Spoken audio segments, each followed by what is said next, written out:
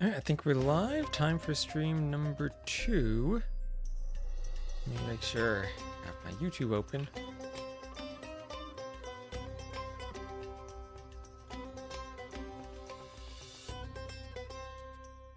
I think I do.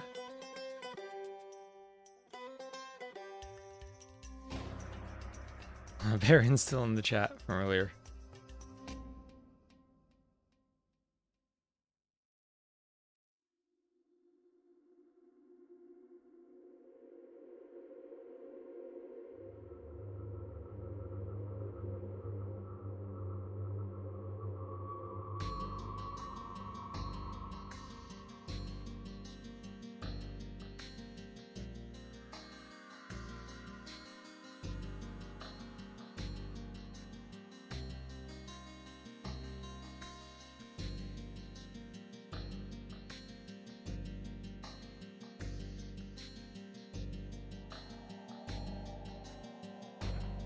And let's see, Discord announcement, here we are. Let's do cast number 2. Let's see if ACCM wakes up to continue his streak. There we go, there's a title. And hello, Kira Hellfire, you are here, you are here. Give me one moment, I'm copying and pasting this link to Discord so I can announce that I'm live. And I think the announcement now is done. Lovely. So let's see who is playing right now. Also, the Mets just finally signed a player.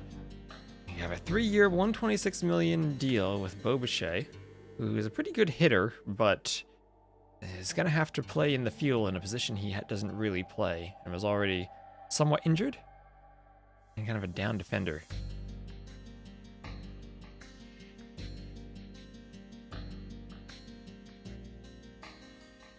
I kind of project him to play third base, and then that moves Brett Beatty to be... Our infield is kind of crowded right now. And maybe we move him to the outfield? I don't know if that's possible. We do need outfielders.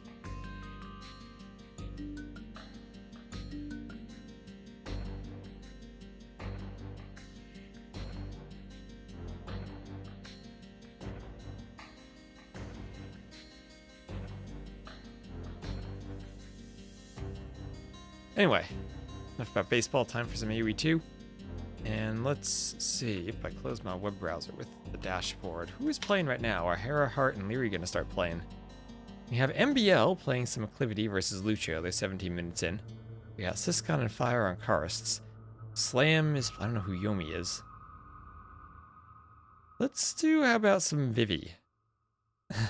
Vivi Gemjack on Rampart. Haven't seen much Gemjack. Let's see if I can spell his name properly.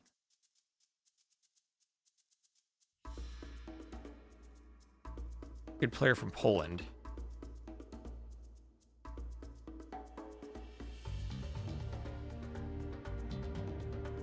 He'll be on our Rampart.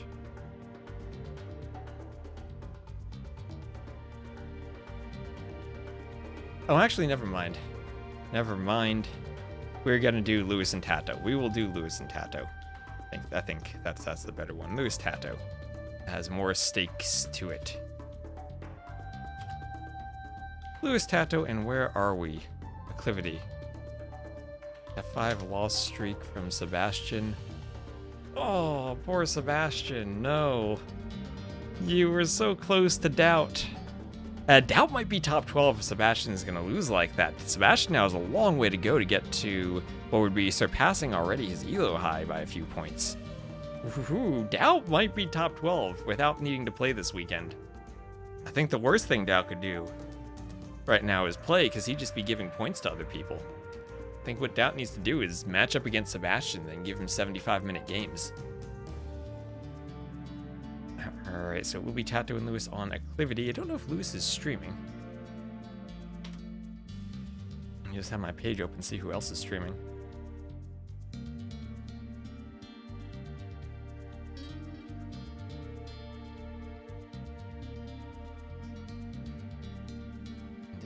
Oh no, Danny is still online. Yeah, Danny's been doing a... Oh, is she doing a two-parter too like I am? Man, I just played the craziest game against a 200% handicap AI. Those AIs are crazy. They were slinging each other. A being, yeah, oh, hello Hagridar. What I saw that game was one AI got stuck on the walls, and then instead of being useless, decided it was just gonna sling the other AI. Good thing we had fully upgraded Elite Lechai and some battle elephants. AU2 Villager, yes, 14. We got 5 seconds of spec delay left. And then we shall very much 14. Also on YouTube, hello. This was great timing. I set your phone 20 minutes ahead for this. Now I'm here 20 minutes early.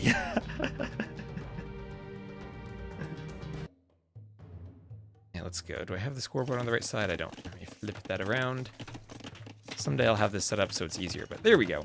Hello, Gansel. Being Kuman's on the flank. Yeah, your 2 TC boom was a rough one. That just means you can run away as soon as the game starts. Late shift tonight? I'm sure we'll have Dave come on soon. I don't think Dave is gonna resist the hunt for ACCM. We saw ACCM earlier today extend his win streak against MBL.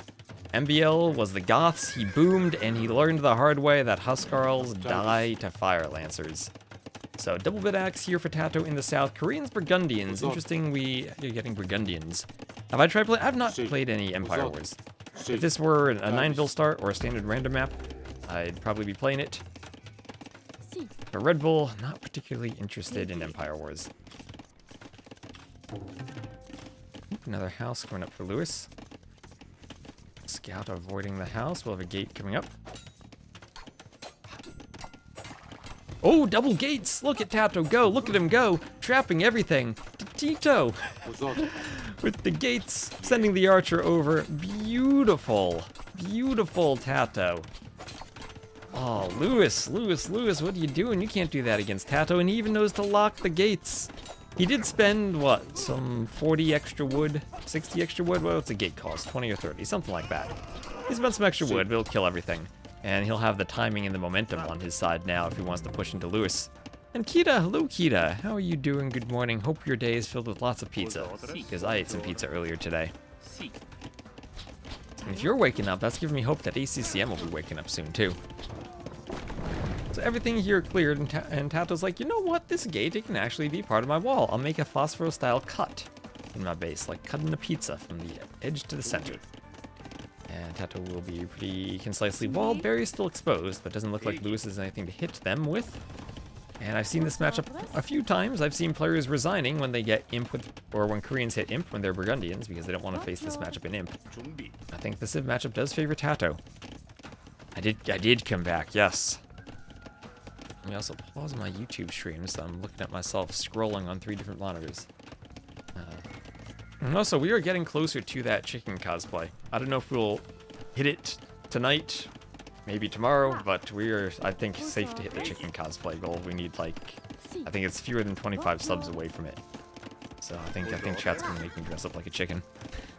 Which is very appropriate for all the chicken madness that we've had so far. All done. Thank you, Kita. Also, how did you enjoy casting? I saw you casting Red Bull last night. I was sleeping, but then I saw ACCM try to extend his streak. Oh, did Viper show up? I didn't see Viper. That must have been early morning for Viper then. Yeah, Viper's a chill fella.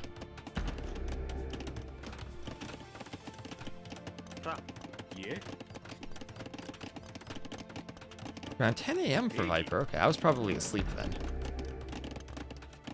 Last night's stream was the biggest yet? Yay, that's lovely. The biggest stream in the sea. Biggest fish in the stream. Alright, so as I said, the berries were a bit exposed for Tatau. Lewis will loop around the back, but Tatau will be there with skirms. The players click up to the castle edge within a second or so of each other. And the scout for Tatau will keep running around.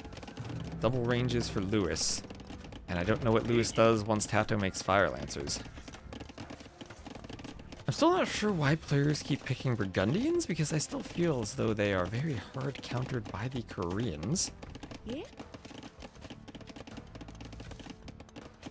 You have to do your real job. Well, I hope you have a good day at work. That's your real job.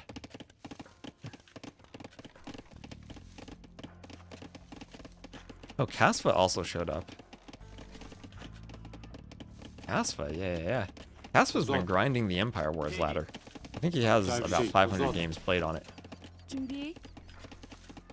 I wonder how many games I've casted. The other day I checked my save game folder, and as Tatau loses a Vil, I had 20 wrecks in it.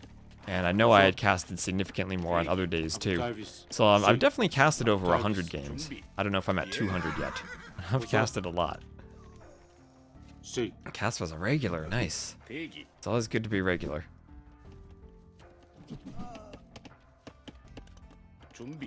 And no, Backberry is camped by Tatau with a few archers.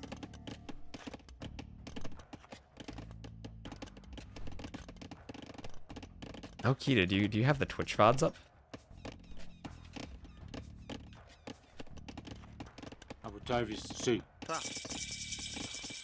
And both players up. Lewis looking to pressure. Has a workshop right in the middle of the map.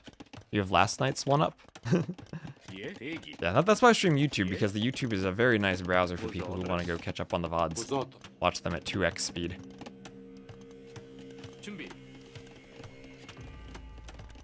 Late Skirm and Bodkin Arrow for Lewis. When Lewis deleted his gate to go forward, he's gonna have to rebuild that gate. Yeah, you download the file? Oh, you just leave the file up on Twitch. There's like an option. I never download a file from Twitch. If I ever want something recorded locally, I actually record while I'm streaming, because you can do both. But the YouTube stream is great because it's just on the live tab. Yeah, if you go into your Twitch settings, there's a setting you have to click to enable the past broadcasts. But interesting tower on the gold there. But with skirms, Tatau might not care about it. He's just gonna push back the Vils and try to jump. Ooh, that was greedy. I think he's gonna lose. I think he could have killed 2 Vils, but only gets 1. He was greedy attacking the forward one. But that's a ton of idle time anyway. He's up 3 Vils. And these are important games for Lewis. I'm really surprised to see a Burgundians pick and not a Koreans pick. I'm surprised to see any pick other than Romans for Dune Springs or Koreans or Catans for the other maps. I understand maybe someone liking Saracens, but I think... I can understand Burgundians or Spanish for Rampart. Maybe even Aztecs, but Koreans have been insane.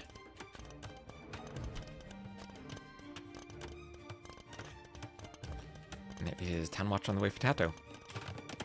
Bonjour, vos ordres? Vos ordres? Peggy. Chumbi. A few crossbows for Tatau over on the side. Yeah.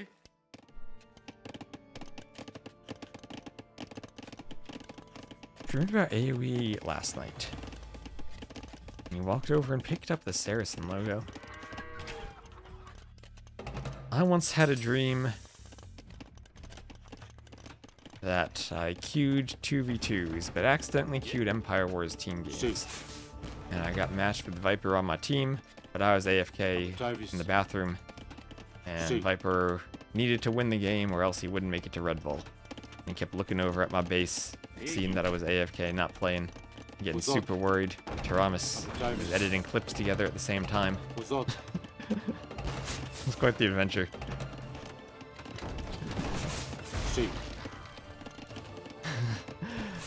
So Rocket Cart goes down for Tatau, but he does get a nice shot on some skirms. And I'm sure he'll be adding in Gambesons, doing more armor and going Fire Lancers. You do even want Gambesons, Armor, Squires, all the upgrades for your Lancers before fighting skirms. That'll be 5 attack against 3 armor when the armor's maxed in the Castle Age. Viper will be disappointed in me. I mean, well, what's worse, Viper being disappointed in you or being forced to play Empire Wars? I think Empire Wars is probably worse.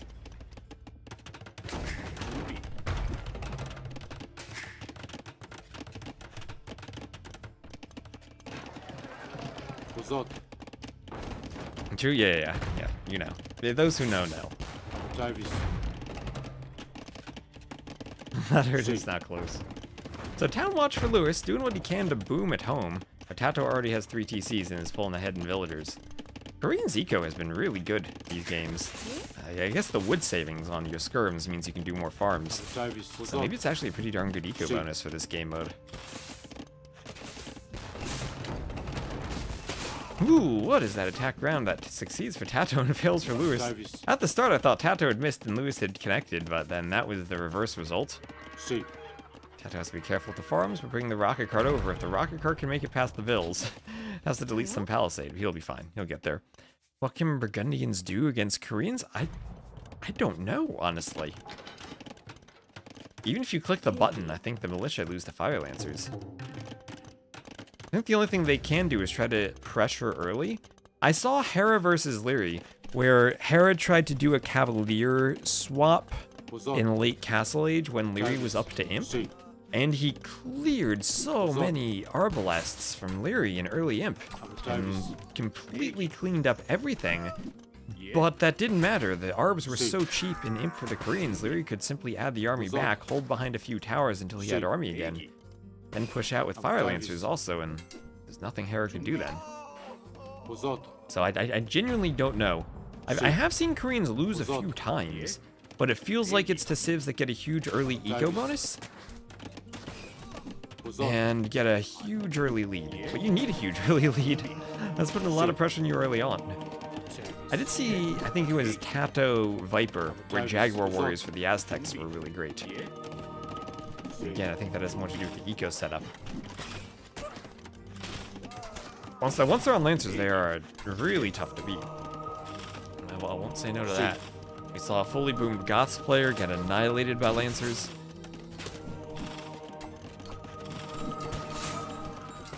I'm certainly open to suggestions for how to fight the Koreans now. Give them an OP unit for free with a discount? Oh man.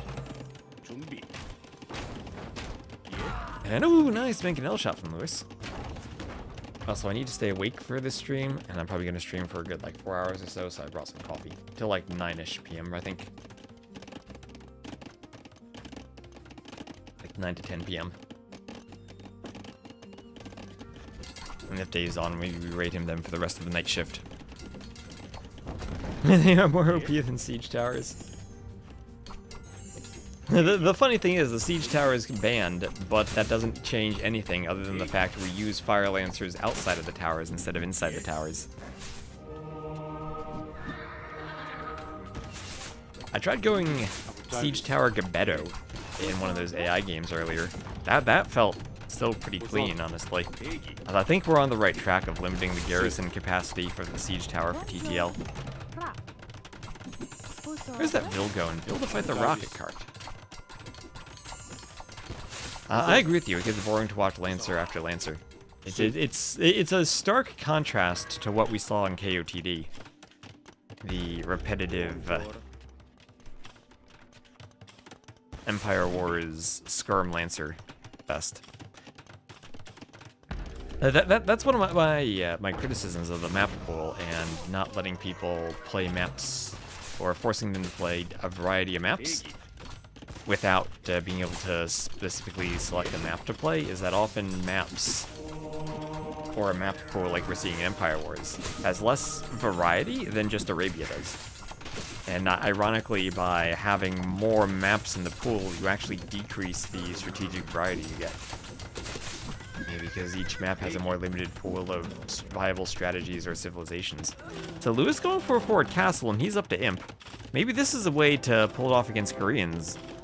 Imp fast and trev them down. Tatau's still with a better eco. Balance has gotten worse than last year. I think that the Three Kingdoms, it had some good things in it, but overall is not a fun balance patch to play with. Oh, y'all reminded me. I need to message Paradox.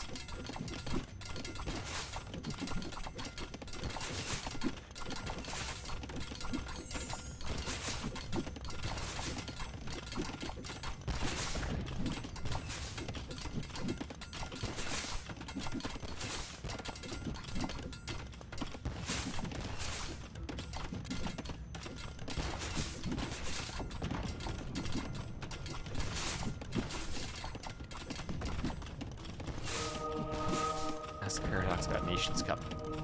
Okay, Monk's going for some conversions on Fire Lancers.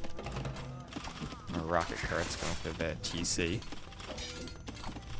Yeah, unique unit versus unique unit. I think that's the least fun and interesting way. I like when you're having a normal tech tree and exploring the tech tree in various ways. Remember that Red Bull game? I think was that Red Bull 5, where is the final game Viper Leary and Viper has Teutons and goes crossbow, and everyone's like, "What the heck? Why would you ever go crossbow with Teutons?" But then he ends up winning the game. Like that was amazing. I thought that's what I like about AoE 2, when you can find something that, yeah, it's an option, but you do it if it's the right call for the situation, not necessarily because you have bonuses on it. When you get tons of unique units with bonuses stacked on top of them, then you do the unique unit because it's the good thing for all the situation. Yeah, or the... Do you remember the break the meta from Resonance 22? What, like probably a decade ago at this point? I remember the first video was War Wagons versus Huns, because when are the War Wagons ever useful? Kinda rare, but they're also a super strong unit. You can get the right situation, and boom, they work. That's what I think makes Age interesting. Or at its peak. So, rocket turrets going for the TC, some towers continuing the push, and chemistry for Lewis. Tatau's maybe stuck in the Castle Age a bit, but this is one of Tatau's specialties, the Castle Age ram push, and he has petards in the castle. I've seen Tatau do this so many times, and he's really good at it. And now the Fire Lancers make it even stronger. I'm trying to find how to garrison in rams. There they go. One ram has nothing in it, slowing the rest of them down. You got your AI military here. Ram's OP. Ram's OP indeed. And there he goes. Lewis try to stop this. And you can't hit the petards all that well if they're protected by the rams, but Tatau a bit too far away from the rams. Okay, 4 petards got sniped by the castle. That was really great from Lewis. Oh my gosh, the speedy ram, 0.9 speed against the 0.8 of the Treb. That's what happens with Fire Lancers garrisoned. That's what happens when the ram has a larger garrison capacity instead of 4. Fire Lancers now will poke down the Treb. Down it goes. And I think Tatau has this now. If he stops the castle, which he does, I think Lewis has nothing left. He's down 30 vills. Tatau, at some point he'll click Imp and then he'll be fine.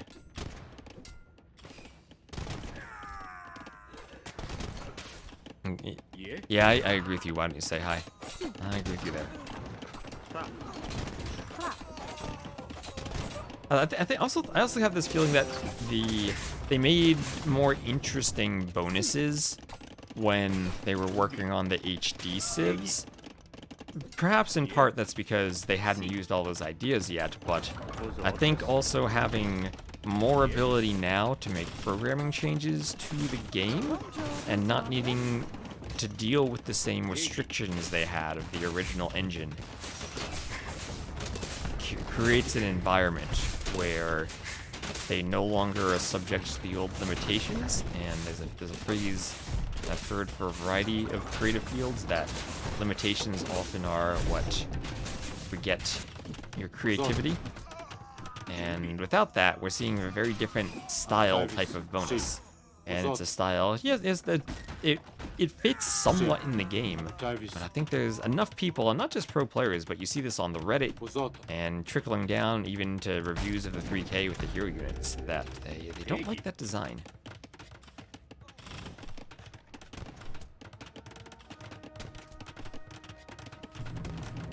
So, hand cannoneers. As the ram push continues, Tatau staying Castle Age going rams. Lewis will call the GG just as Tatau clicks up. And I don't even know what to say about that. I feel like it was over as soon as it started and we had the Civ matchup. Tatau had a nice quick gate to stop the early push with the Flemish militia. And I don't think I've seen Burgundians prevail in this matchup. Can someone give me a picks in the chat? Let me see. Can I still get a picks? Will that still work? Picks not working? Alright, never mind. Because if Lewis force-picked Burgundians, I think that would be a bad idea for him right now, to force-pick anything but Koreans. Hello, Sweezabolka, how you doing? So, anyway, we get 127. Oh, we are closing into that chicken costume. He picks Burgundians there? I don't agree with that Burgundian's pick. I think there are better things to do. Yeah, Dave's gonna be on the night shift. So we're looking for ACCM. We're gonna have MBL Lewis now on Crownwood, and it's not gonna be a mirror matchup. Nice.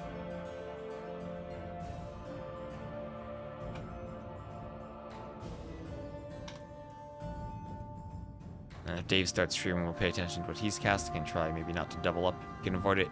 Also, we'll keep it on T90. Sometimes T90 plays a game or two after he goes offline.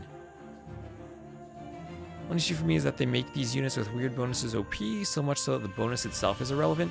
For example, the Lancers could lose the charge attack and would still be OP.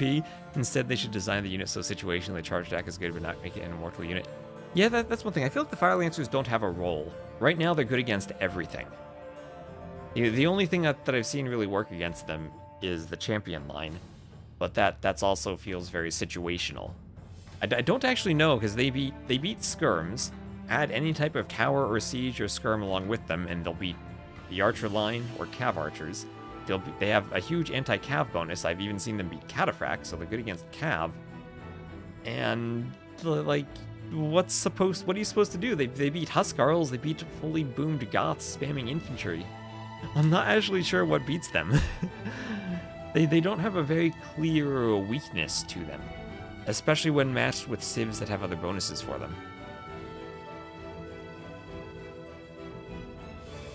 I think Chat had an interesting suggestion of making it more of a weaker unit, but a bit more specialized as an anti-cav gunpowder unit.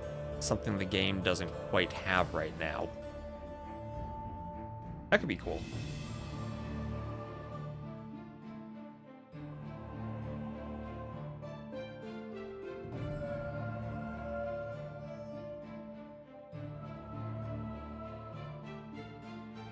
Or maybe make the charge attack only really be anti-cav, and the rest of the unit okay, but not specifically anti-cav. Alright, so here we go. MBL Lewis on Crownwood. We shall have MBL to the west as the Portuguese and Lewis to the east as the Vietnamese.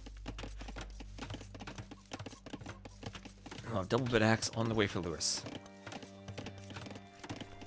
Also, once again, just looking for feedback. What do you think about the fonts that I use for the player names at the top? I know maybe it's a bit confusing not having the civs there, but the civs are already at the bottom, and then also in the score, and I feel like in Capture Age, sometimes the player name and the civs overlap, and I want to avoid that and maybe try to reduce some redundancy. I'm raged about Fire Lancers today.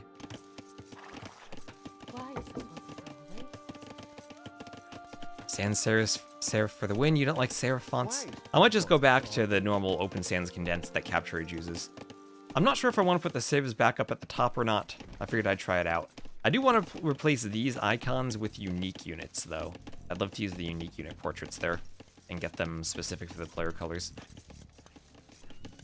I think that'd be nice because, one, the icons are already in the score if you want to see them, and two, like if people haven't played AoE2, maybe they played it as a child and they come back, and they'll see the Teutonic Knight or the Longbow there, and they'll be like, hey, I know what that is, but they see the icon, and it's like, what is that? Now, we used to use unique units for the spectator dashboard on Voobly, and I think it worked out pretty well. But I think there's more room down here. Also, I'm going to try to avoid the fading into the darkness of the fonts, especially for the civ names. That's okay. We can have a discussion about balance here. Not everyone agrees about everything, but it's fun to discuss. Sometimes disagreeing is part of the fun. To monospaced? No. I'm not going to use a monospace font, but I do have access to a monospace font that I like. Oh man, oh man. What's the all man for, Kita? Not everyone agrees about everything.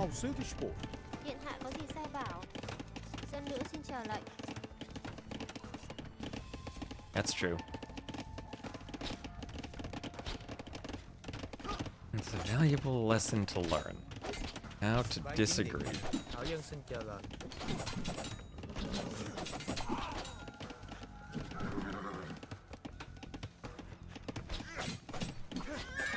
That's coming over.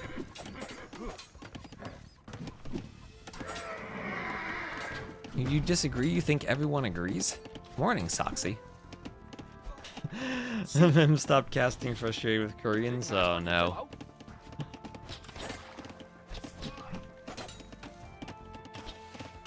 So they force picked. Interesting to see a Vietnamese force pick. So the Vietnamese will have Fire Lancers, but their advantage for Fire Lancers is extra hit points, archery range units, and Fire Lancers plus 20% HP.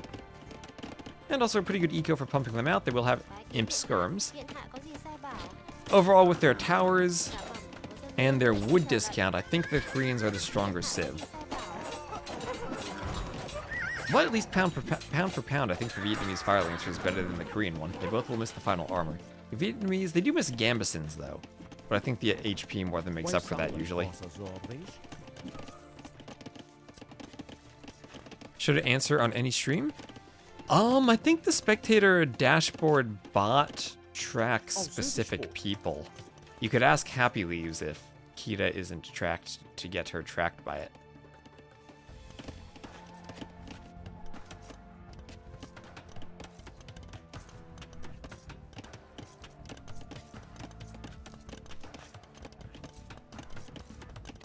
She has Spec Dash enabled. It's not whether it's enabled, though. I think it's more... There might be a list of streamers that it tracks. And it might... I don't know if there are any criteria for who gets automatically added to that list, but maybe Happy Leaves can do a manual addition. I don't know, just speculation on my part. Don't know exactly what the issue is. Oh, that's how she got the overlay? Maybe the bot was just down. I don't know how it's implemented, actually.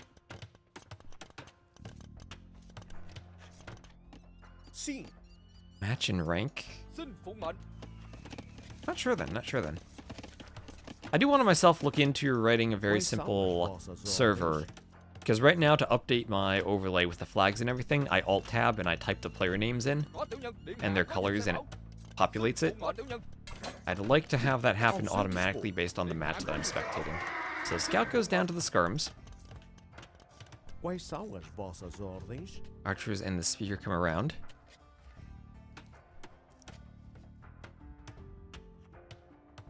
And we'll have a minute faster to the castle age. MBL going up first.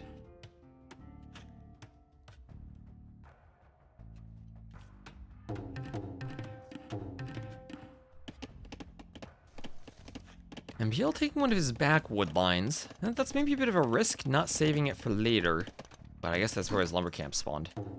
So I might as well. And now this house, close to going down. Good thing he hit castle and suddenly gained more HP on it. As that Veil will run away.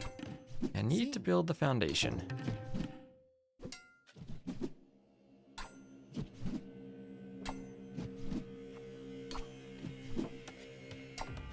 Cut the straggler tree.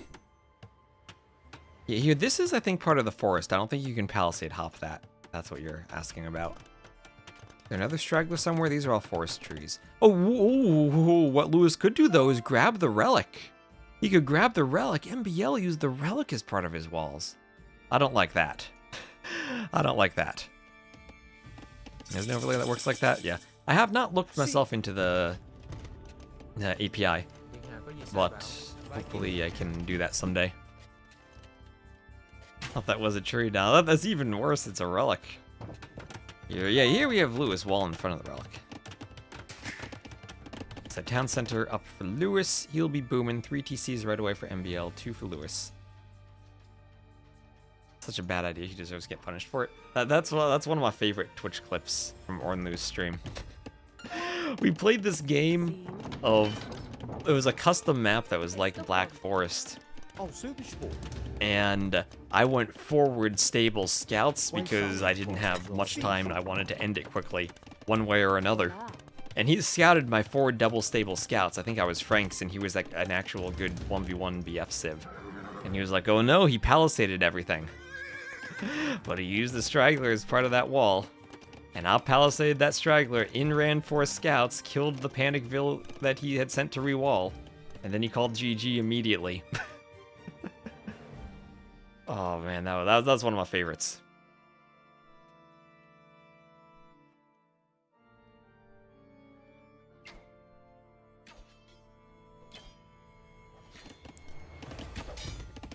Now that, and there's a game where we played It was, I think, a version of Mega Random, but at least there was an Arabia-like pond.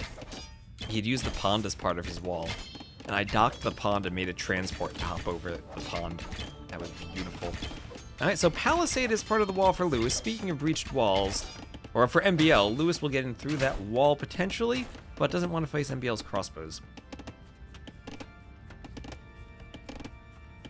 Crossbows will run around as the Vil finishes up the wall on the left-hand side. A couple of houses coming up for MBLs. The Cav Archers and Knight run around. Disagree in 2026. Sacrilege. Just ask the Fire Lancers what they think. Yeah, disagreeing with the Fire Lancer is dangerous.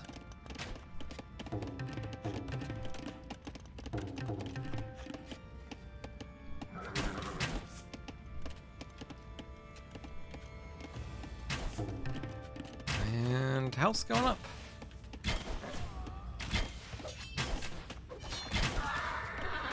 Knight goes down.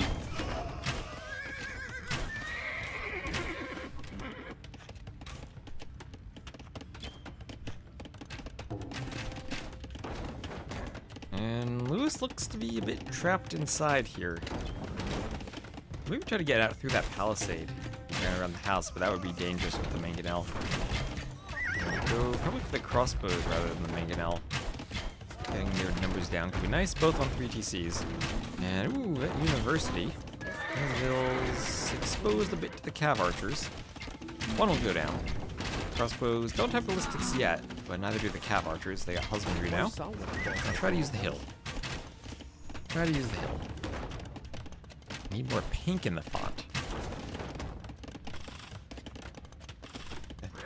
Aura effects on units doesn't seem as AoE2 as auras on buildings.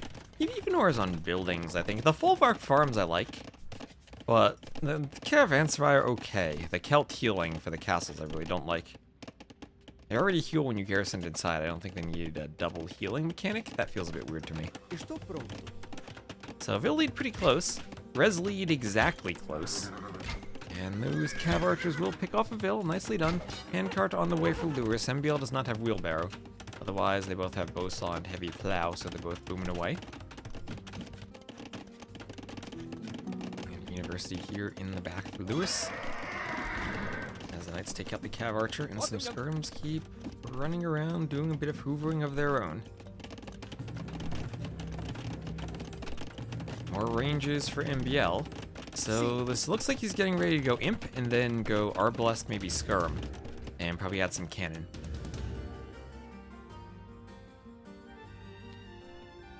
Vietnamese, though, have Imp Skirm, and Imp Skirm is scary. First, because it's a skirmisher, and second, because it's an upgrade to the skirmisher. I like Scorps to counter CA more than Mangonels. With ballistics now, I almost always prefer Scorpions myself to Mangonels. I feel that people have gotten too good at out-microing Mangonels, and the Scorpions with ballistics are much harder to avoid. Even without ballistics, I feel that Scorpions are much harder to avoid. But it's still situational. If you're good with your Mangonel micro, then they still work. I think Mangonels are more what you have to do if you notice your opponent is following up with Siege. If they don't have any Siege, then I think I usually prefer Scorpions, but if they do have their own Siege, then Mangonels to counter Mangonels are more useful than Scorpions. Unless you're Khmer and you outrange the Mangonels with your Scorpions.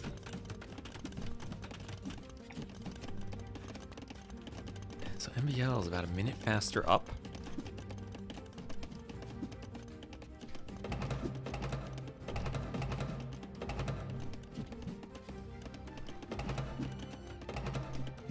And will he notice? Will he notice? He does, but those were not good Mangonel shots from him. And he'll lose a second Mangonel. Oh my gosh, Lewis, what is this? Ooh, can he go 3-0 on Mangonels? Almost. Mangonel, 25 HP, getting repaired a bit. Nice clutch repairs from MBL. Spin moves on that Mangonel.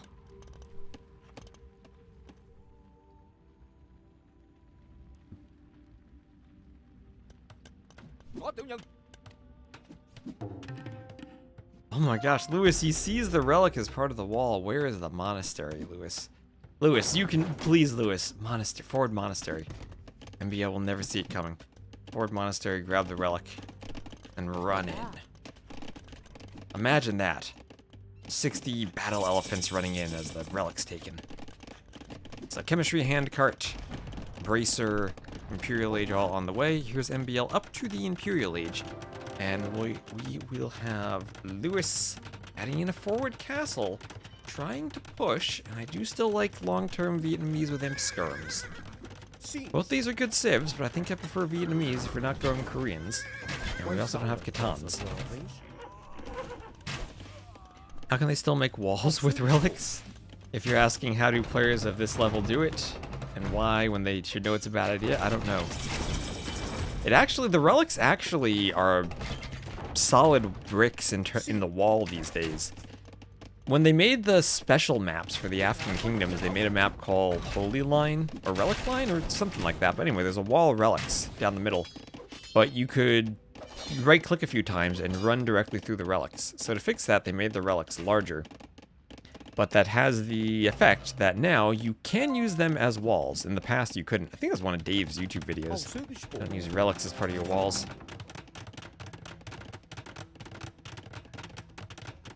Cav Archer and chemistry.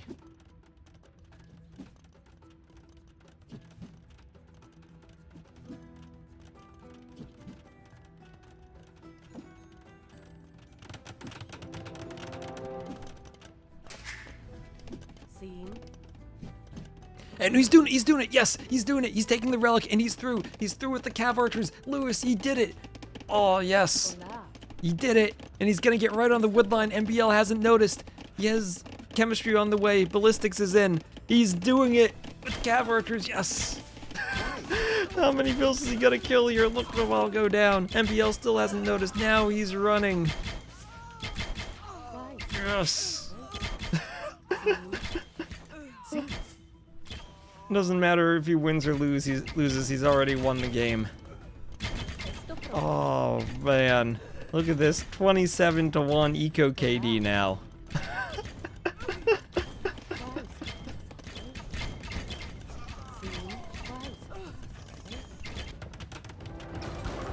Alright, in the middle though, some skirms. Have to be careful of that mangonel, but imp skirms don't really care too much about castle fire.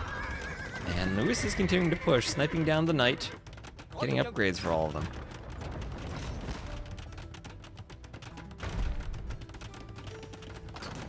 He saved 3 wood. So villager count, Lewis up by around 10 or so right now, but the res collected is going to start to climb for him. Look at the Cav Archers, they're still in. They're still killing vills.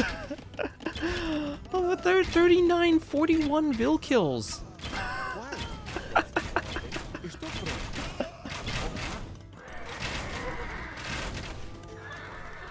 50 villager kills.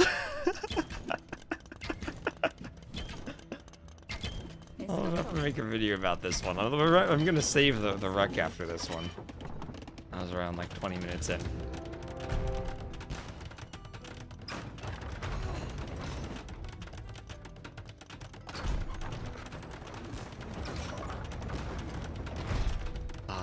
That's great. That is great. I think the imp skirms could probably snipe off the cannon here. Lewis might lose this castle if he doesn't go forward soon, but he might be okay with that. So now Lewis has a 26 vill lead. He has killed 60 villagers. He has killed 60 villagers, and it is still open.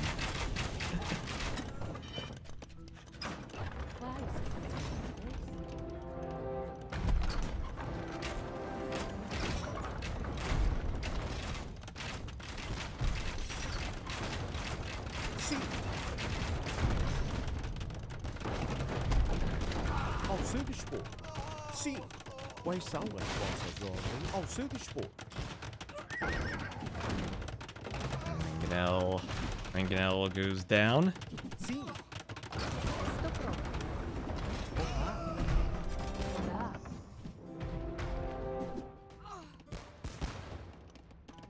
The mountain in the middle must be important because they all build castles around it. Yeah, I mean, you need a hill for castles and it controls the middle of the map. Does this castle go up? This is going to be more vills that die. 67 vills killed. How does MBL still have villagers? He has 4 TCs, I guess that's how. He has a score lead, though. He somehow has a score lead. Someone has a score lead, despite a 102.85 KD lead for Lewis, with 6,000 more res collected, and Lewis having all the map control. And Lewis having more pop. I think it's because Lewis lost the castle, and MBL is more cannon alive. He was very ahead before the relic disaster, I agree there. I think Lewis might have been maybe a bit too conservative with the skirms. With all the eco advantages he has, I think he can afford to push in with skirms and take even slightly negative fights, because he'll be able to replenish the army better than MBL. MBL making a cavalier swap. Lewis doesn't have anything other than skirms that could be devastating.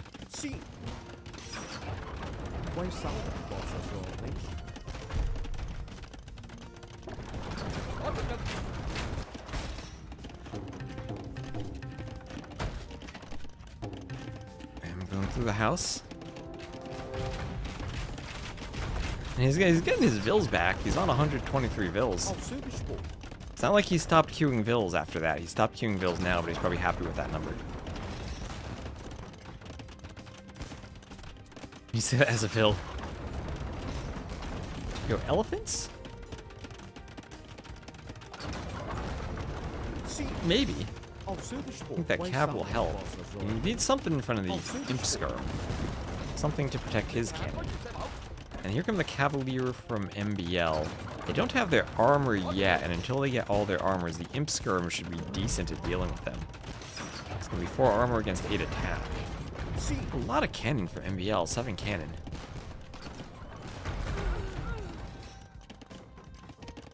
Yeah, it was awkward, right? Because while Lewis was getting the best raid he's ever gotten, he lost the castle in the middle. That's why I was thinking he should have been more aggressive pushing the cannon with the skirms. Now they're both at 200 pop again, and he killed his own villager.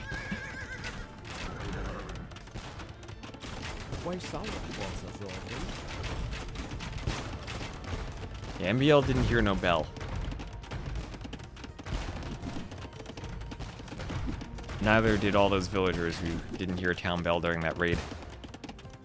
Happening at the bottom, bit of a cavalier push. Ooh, we have some rams. We have some rams for Lewis breaking into MBL's base, and MBL's going to lose more vills. 74 vill kills is not enough. I think one of those is his own vill. MBL has 75 deaths. And once again, these vills didn't hear no bell, as Lewis comes in with a cavalier raid. And finally they go to garrison.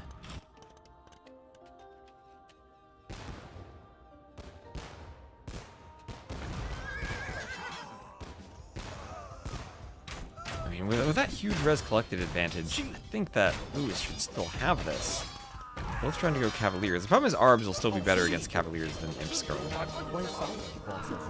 And those cannon shots not really landing on the Arbs like they needed to. I think the Ellies were a win condition. I mean, maybe the fact MBL is losing his entire eco again is a win condition? Oh, MBL. Oh, your poor villagers.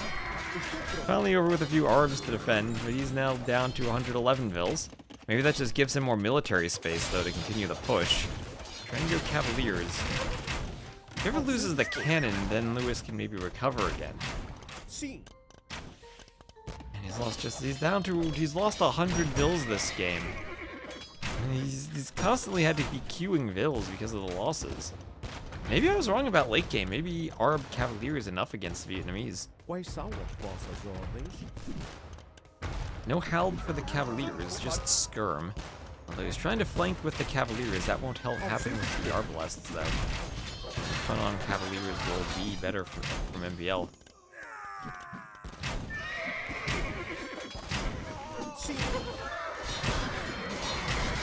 And how is this fight going? Is this a good fight for the Imp Skirms? The Cavalier number is there for Lewis now.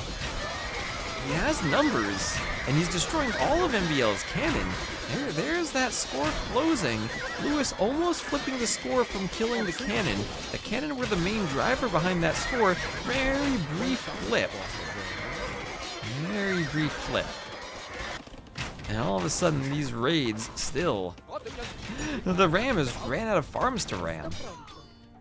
115 eco kills for Lewis. 114 deaths for MBL.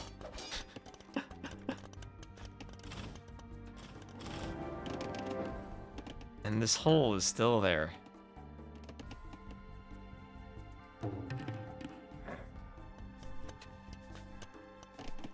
Sim.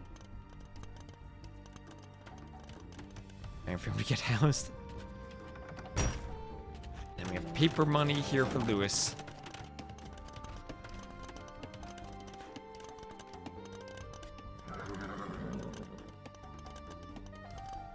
MBL still with a score lead. 10k more res collected, better KD. I guess the fact that Lewis doesn't have the best score comes down to the fact that he's been killing bills, which are very cheap. Killing military units is a better score than his killing vills.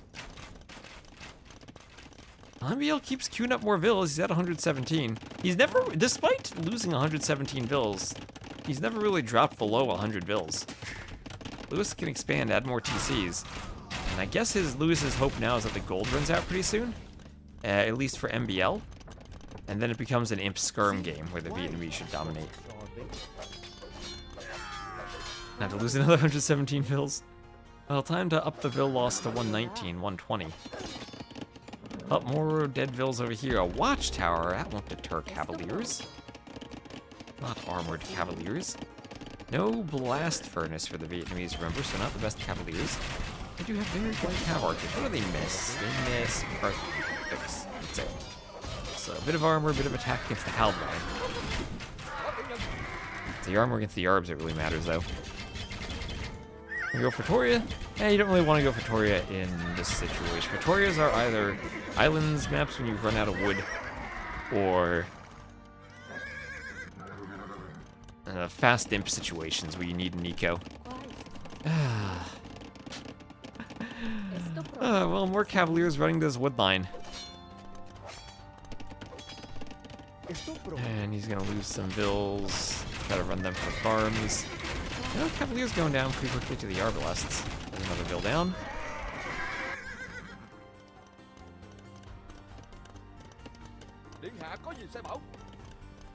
Ken can come forward.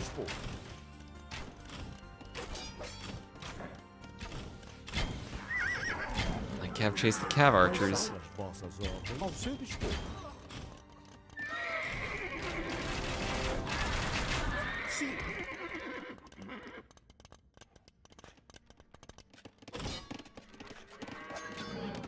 And one cavalier from MBL. Ooh, that castle trying to fend it off. Bills just need to stand still at the castle, kill the cavaliers.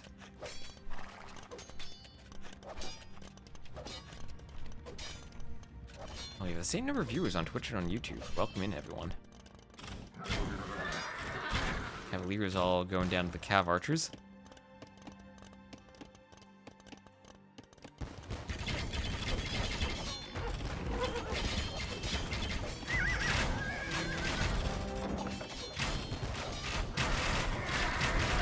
Oh, is he losing? Where's he losing more vills? Oh my gosh, now he's using a tree as part of the wall. That's a wood tree, though. It's not a straggler. That's fine. Hey, this is open. Everything's open. This is an overchop now. This remains open.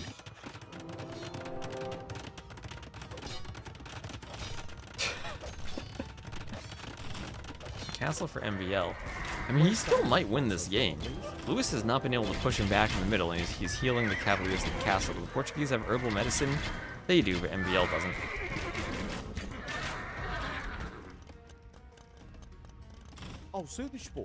And now Lewis just holding with cav archers. Vietnamese heavy cav archers should, I think, be better than arbalests, even without Parthian. Significantly more HP and one more attack instead of the range. Also, MBL doesn't have the final armor for the Yarbs. I think the Cavaliers here go down the cav archers. I wouldn't want to fight that were I MBL. Now more Vil raids in his eco cannot stop these raids.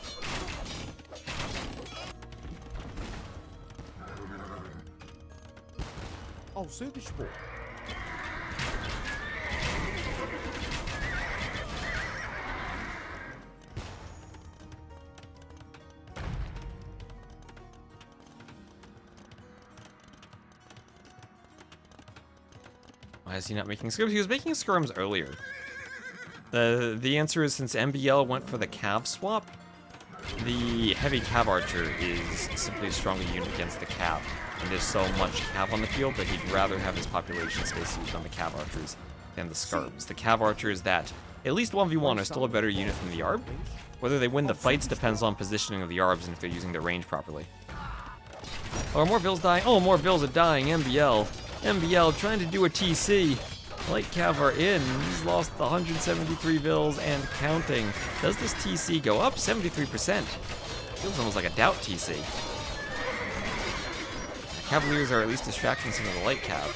MBL trying to get back to his farmers. He's now under 100 Vills. Under 156 pop. He's getting some counter raids in on Lewis. Lewis has some cav chasing. He's trying to get back to the TC. Those Vills did hear a bell. Town bell.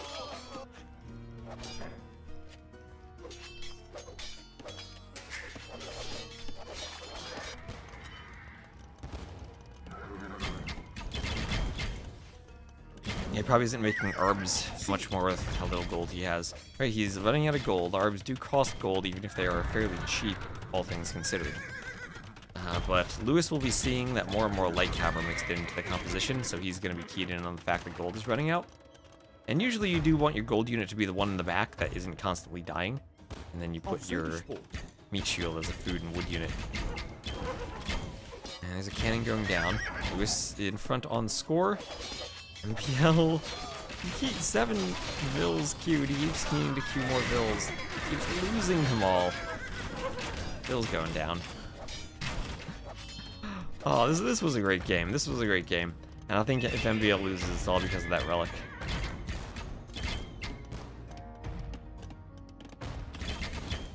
Spam trash and add pikes. You'd rather have a gold unit, though, than pikemen. Cav archers themselves are going to be a much stronger unit than Halb Skirm. If you need to raid, kill Vills, protect your cannon from cav, they're going to be more versatile. Fill several functions versus segmenting your pop space into weaker units that each have a more specific function. They're a bit of a more generalized unit that helps against a wider variety of the parts of MBL's composition. And there's still 2 light cav in the back. 2 light cav are not the raid that Lewis had. MBL has killed 73 Vills though, so that's something. There's a lot of garrison from those Vills, and MBL has to try to think the raid again. Feels like Lewis has the momentum. And as we round 50 minutes, remember, we do have a 75-minute score limit, where whoever gets the highest score at 75 minutes wins. MBL pulling his best ACCM impression. Although to be fair, maybe the ACCM impression should be a 35-game win streak now. Hello, Too Cheesy. Ooh, how are you doing?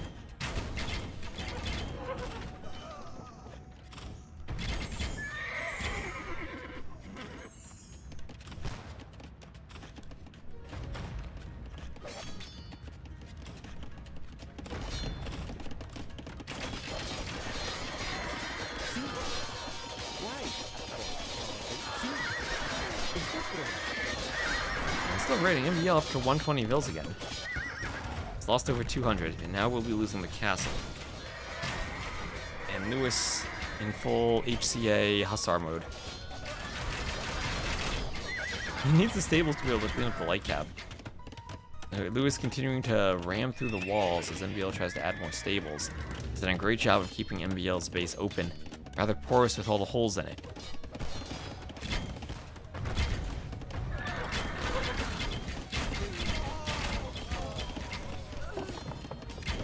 Going down as the cannon push forward.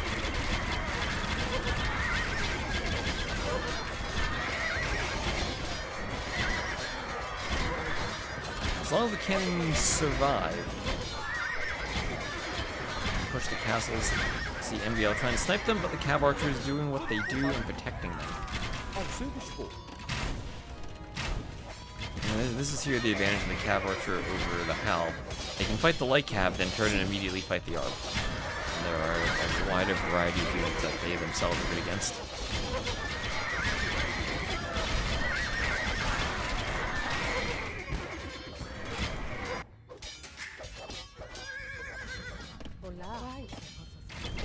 more stable than MBL.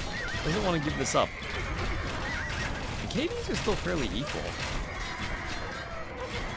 Lewis significantly more resources collected. He has a good bank that he's floating now. Also 6-0. He's 6-0 on the relics. Because he collected the relic that was part of the wall. He collected the relic and he has a 6-0 relic lead. Perfect. Perfect. He's not just removing the hole in the wall, he's using the relic. Oh. This game is great. I'm glad we watched this one.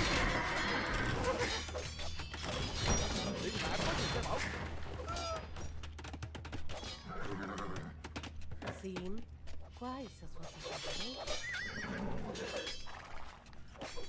Sim. Estou pronto. Ah, man. Vils on that hill still dying. MBL losing 250 Vils just about. Army Cav archers pouring into his base. 20 minutes left on the timer. MBL still not resigning. He's still got hope. But with those 6 relics, Lewis has gotten 5,000 relic gold. And will have significantly more gold than MBL has. Another reason why you go for the gold unit, because you have the relics.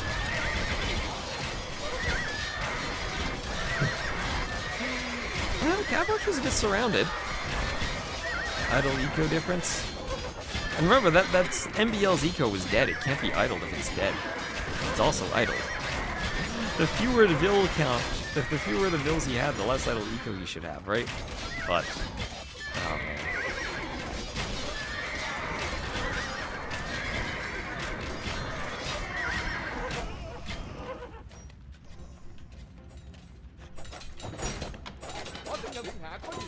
Listening to the ram by the range. And the ram goes down.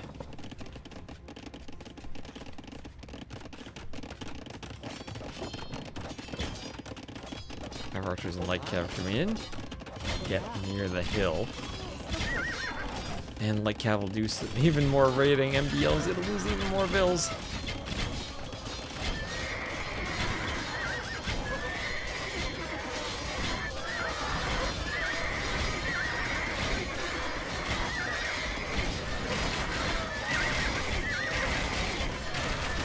Cav archers on the hill. Look at him go.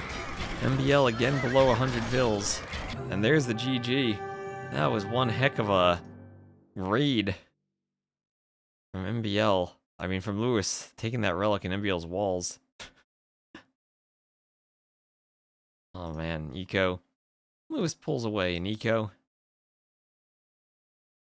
You can see a bit of the dip in Vils there on the graph.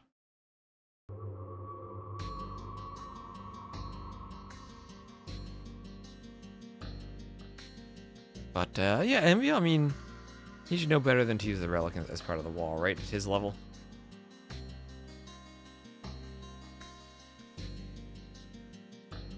Alright. Who is Solera? You know who that is? An Israeli player. And Gabby right now. Oh, Heart's playing. Heart and Barrels are playing, but they're 38 minutes into a Korean's Mirror.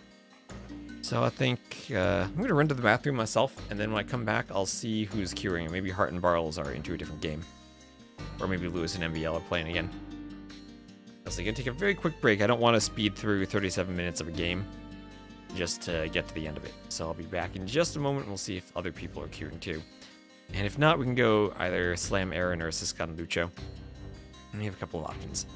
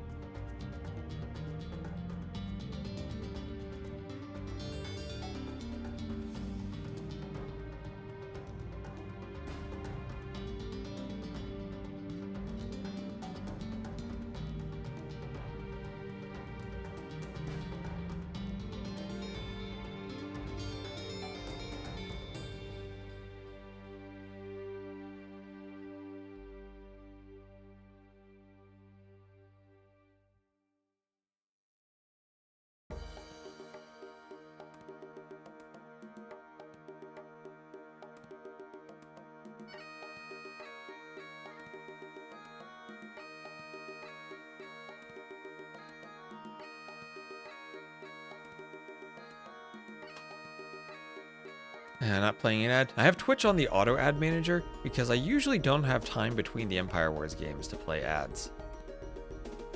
So let's see, Heart and Barrels are 42 minutes into a game. I don't want to go cast something where they're 42 minutes in.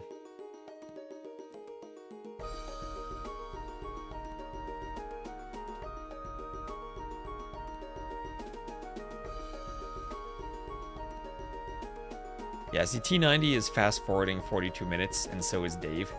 So we're not going to fast forward 42 minutes.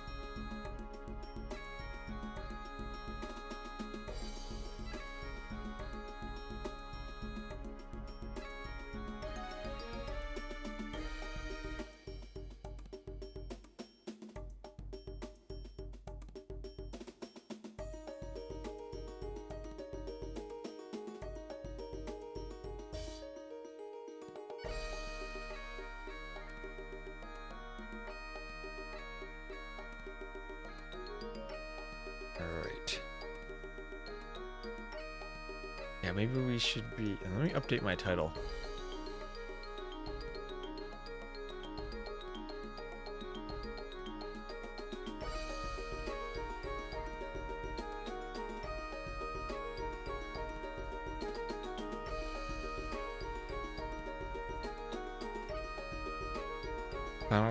Let's call it Final Weekend of RBW.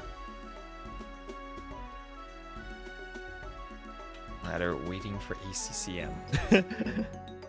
And the Koreans met it. We'll watch MBL Stone Please. We got MBL Stone Please on Rampart. MBL in... We'll put Stone Please in the blue so we maintain the colors of MBL in red, Stone Please in blue. And if a spec delay, after the spec delay, we'll be there. So 42 seconds. And Burgundians Portuguese, an interesting Civ matchup that at least is not a Korean's mirror.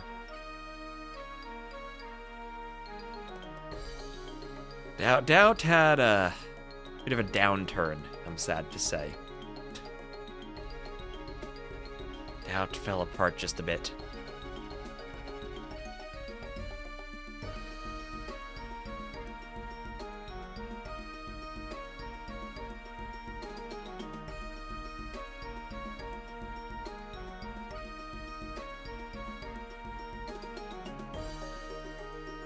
Poured out. Discord pings.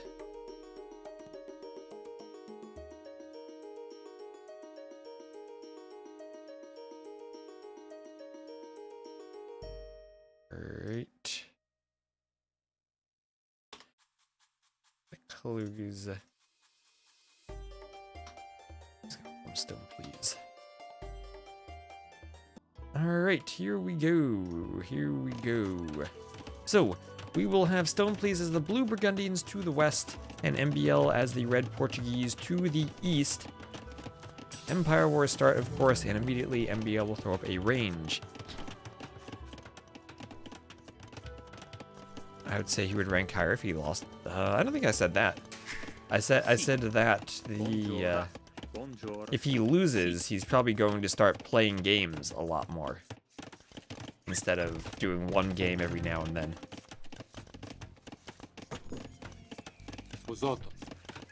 And then he might gain more points over time if he keeps the same winning percentage while playing more. He obviously does not want to lose. It's more about the number of games played. So I feel that if he loses, he would probably start grinding and playing games all day the next couple days.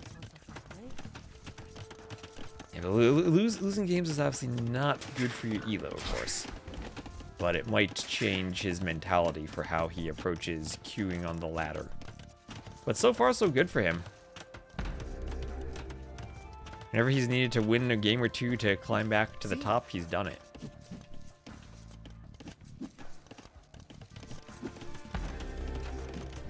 So Bosaw Town Watch on the way for MBL. Oh, the game is paused. Making sure that's not my internet dropping. Let's have a brief pause by MBL there. Yes. Open a sorry go. No, no weird elo mechanic.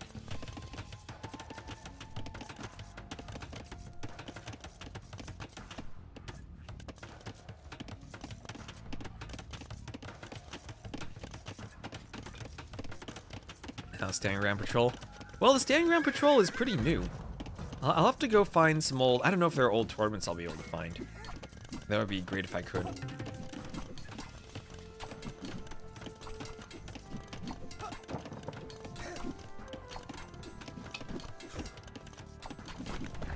Maybe some old CBA tournaments out there. 98.66% done on the house. Wants to finish it. So the Flemish Militia are out for Stone Please as the Burgundians pushing MBL. You'll peak like 30 to 40 points higher even if you win 50% of your games and end up in the same place. Yeah, that's what I was saying, right?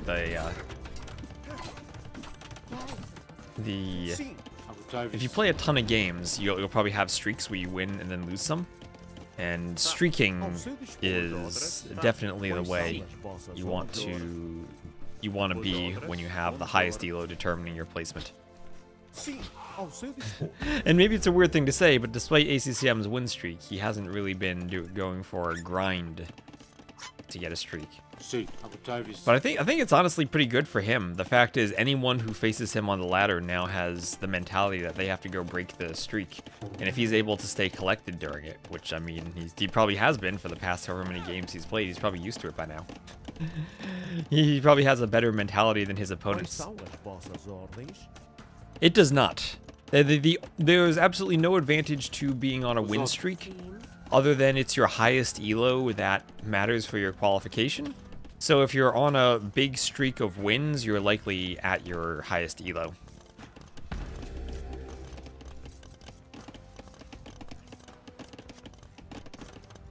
I mean, let's say your true skill level is like 2K. You're not always going to be there. You might win a couple games in a row and shoot above it. You might lose a couple games in a row and shoot below it. And if you play tons and tons and tons of games, you're more likely to have a streak where you shoot above it, or more. And if you have a streak where you shoot below it, then it doesn't really matter, because that's not what determines your placement. And if you keep grinding and grinding, then the streak that goes above it is what matters.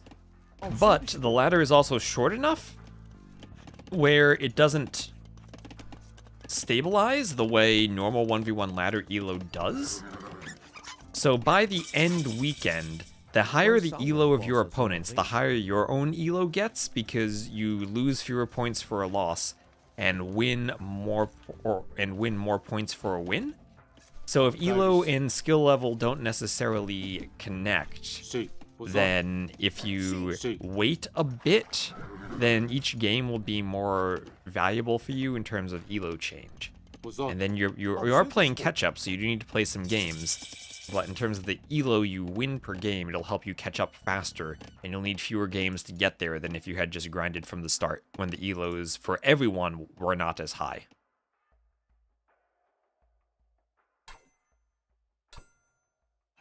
Elo isn't a zero-sum game at the top of the ladder. Well, at the top of the ladder, you're going to have players who, because there's no one above them, they're going to get matches that they win probably 100% of the time. Like earlier today, ACCM matched up against someone who had an elo of around 1300 just because I guess there was no one else queuing at the time. And he won 2 points from the matchup. Had he lost that matchup, he'd lose 30 points. But there's really no risk of him losing to someone that much lower. So the elo points for probability, I think, aren't quite necessarily matching up the way the system intends for that type of mismatch. So skirms take down the crossbows. The wolf chases the skirms. Go wolf, go. Go, go, go, go, go, wolf. Get a bite out of the skirm. Skirms are speedy compared to the wolf. Punch, yes. Alright, he's not going to get a kill there. Skirms are running away.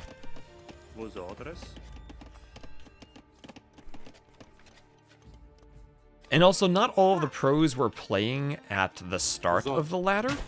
So as more people join the ladder over time, they're adding more elo to the ladder pool, so the elo for the players at the top rises. His probability of losing is equal to the probability of his internet going down or his power going out. Or his keyboard breaking so he can't pause or type anything. A relic in the monastery there for Stone, please. Still going strong. Well, starting again. Starting again. Quais são as Sim. vossas ordens? Monk going for a conversion on the knight. Skirm still hitting the knight. Has the militia come over, and the militia will poke down the knight. Ao seu dispor. Oh, the third TC going up for stone, please. Their workshop for MBL.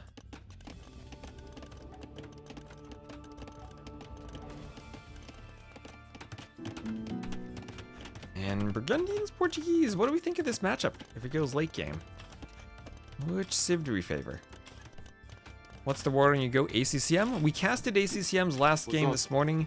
He went Koreans against MBL as Goths on Karsts. Fire Lancers massacred Huskarls, and ACCM extended the win streak to 35. So we're still looking to catch ACCM streaking later tonight. We're gonna cast and hope he comes around soon. I think it's probably around 7 a.m. for him, so it might be time for him to wake up to play his early morning game. Burgundian Eco, but Portuguese Army Comp. Both really good gunpowder civs with decent cav.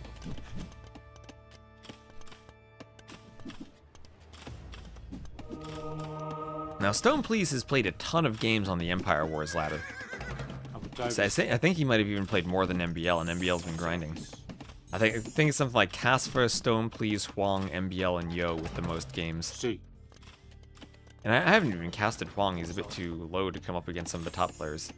And what is this? A Relic Heist? A Relic Heist from Stone Please. A second Relic Heist. He's already up 4-1 on Relics. He's going to be up 5-1 on Relics. Oh, dang. He is running away with that Relic. Look at him go. Sim. Skirm has picked the crossbows. Ao seu dispor. And militia go down. Oh, Redemption's in, but ooh, the Mangonel gets away from the crossbow sniping the monk. But the Skirms will get some kills on the crossbows, and Stone Please starting to climb ahead and score. It's picks with an S, Major Blazer. Picks with an S. Quais são as vossas ordens? Who really wants that conversion? Turns away from the crossbows, though.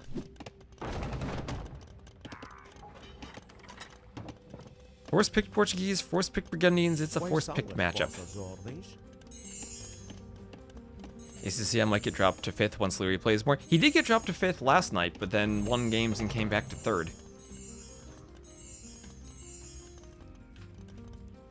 Would be crazy if he wins by 1 point, and those 2 points he got from some random 1300 matter. That Mangonel risky with the monks out now. And stone mining on the way for Stone Please. There we go, the most appropriate tech for Stone Please, stone mining. Buying some food.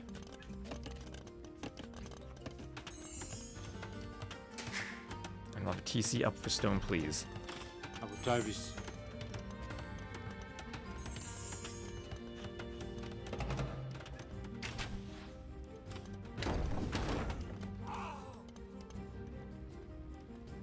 Mangonel's hit the Skirm. Outpost going up for Stone Please. We'll have a monk coming over, and there we go. 5 relics as the Burgundians. Remember, Burgundians also generate food in addition to gold. It's a nice spot for the Burgundians.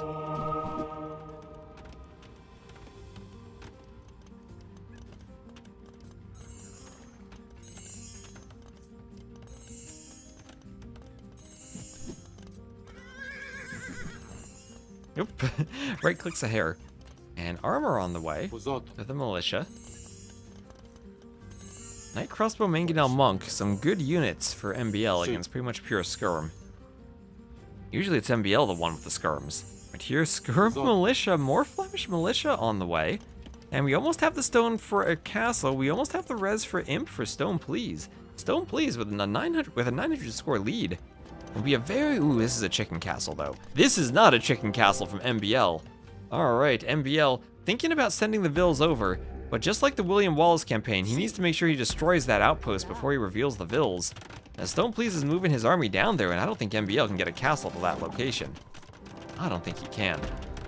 And the Vills are there. Stone Please sees the Vills. and he'll undoubtedly start making Castilier. MBL trying to be devoted before the fight. Imperial Age is on the way from a back TC. 4 TCs total for Stone, please. And he's aware of the castle drop. He's aware. Yeah, same rate as of food as gold. And MBL will have to go for a safer castle. But Stone, please, does not have to fight to deny that right now. He doesn't have to be forced into a fight. He'd like to pick some Vils if he could. But, since he's Imp first, he will have the hill advantage in a Treb fight. He can go Imp, make a couple of Trebs, and then he's okay. The monks trying to convert the Mangonels. They get one conversion. He'll kill a couple of Vils. Can he get another shot off? Yes, he can, on a couple of crossbows. Alright, monk conversion's great. And this will be Stone, please, going for a castle. Is this? He needs to send an entire village to raise that castle. That's a bit risky after having committed to that fight earlier. See some organ guns now, but that'll be double castle Treb production once he's up. So many control groups for MBL. Must be. We want to have the monks control groups too. Guess he's not really using the monks as much though. And he'll be trying to take some gold in the south. So this is one of those diagonal spawns where you have very little extra gold on the map. It looks like you only have 2 in each corner. Personally, I'm not the biggest fan of the big variance in gold on the map. I think it's a bit too extreme to go from 4 extra golds to 10 or 12 extra golds. Not that I don't mind some variation. Just maybe it's a bit too much. And now Oregon, look at all those techs though coming in. Burgundian Vineyards, 2-man saw. The only bad thing about the timing of Vineyards is it's going to block a Treb. Castilier is still on the way for Stone, please. MBL up to Imp is much slower to Imp. And Stone, please, will start doing TCs and fortifications up here in the north. Needs to make sure only that he keeps the Trebs popping, so that this castle will be dropping.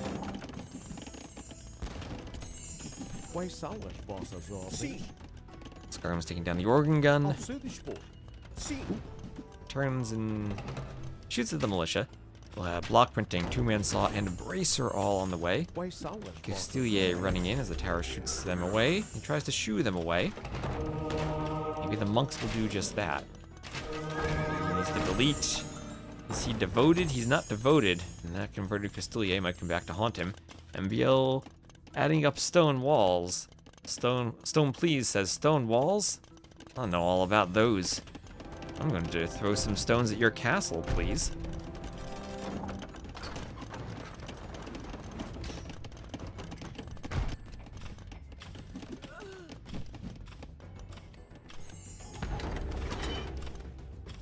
He doesn't want to push under the TC, but MBL trying to stonewall the entire map, almost like he's going to set up corner-to-corner trade. Oh, look at that sneaky Vil with the outpost in the back. Imagine we get some stables here, and then all out of nowhere, Burgundian Paladins into the eco.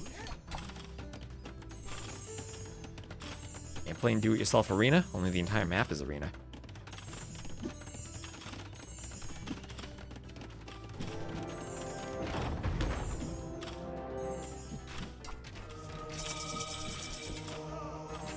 Gosh, the bunnies and the monks on the foundation. I gotta say, the more I see these little animals on Empire Wars, the less I like them. The more I feel they actually block foundations more than are actually useful. So treadmill crane, plate mail armor, and chain barding armor all on the way for Stone, please. This bunny's still hopping around, getting funneled around the castle a bit. This will be a forward castle for Trebs. 2k score lead for Stone, please. MBL will hang in there. Oh my gosh, we're gonna get it. We're gonna get it, chat. Sneak stable. We're gonna get Burgundian Paladins in the back of the eco. Oh, yes.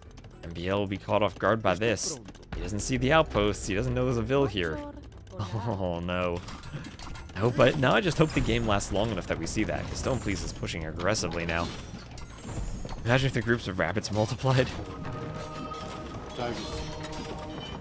We could teach, AoE 2 taught me about history, it taught me about programming. We could teach about genetics by mating rabbits and the characteristics that they pass to their offspring. They do lack bloodlines, but they can raid. Oh, don't reveal the Vil, Stone, please. Don't reveal the Vil. No. Well, I probably selected all idols and sent her on a quest somewhere. Yeah, plate barding Elite Castilier. Don't think MBL really noticed he's sending a couple of Vils to chase. Handcart for both. She'll escape, at least.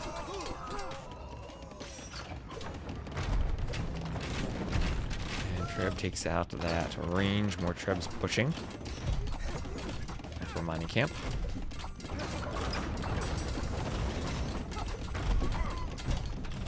They're going to besiege that stable. Plate parting armor on the way for stone, please.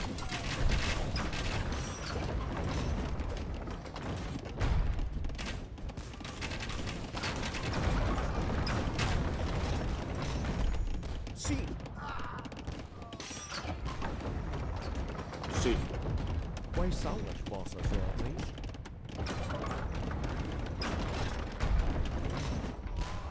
Auf Südspur.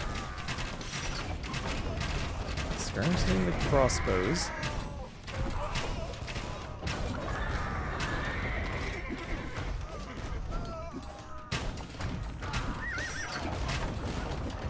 And Costelier pushing in, hitting the crossbows. Crossbows going down. Skirms are going down too to the cannon though. But I think with iron casting, it's only a matter of time, and MBL still did not notice the stable. And some there we go, night raids. Night raids in the back. They have all the armor. They will need Cavalier and probably Paladin, but he will not suspect that. It's almost ACCM score territory, though. I wouldn't be surprised for MBL to resign. He's losing everything. He really does not want to lose the points from this. And take down the skirms. Elite Costelier continue wandering around in raiding.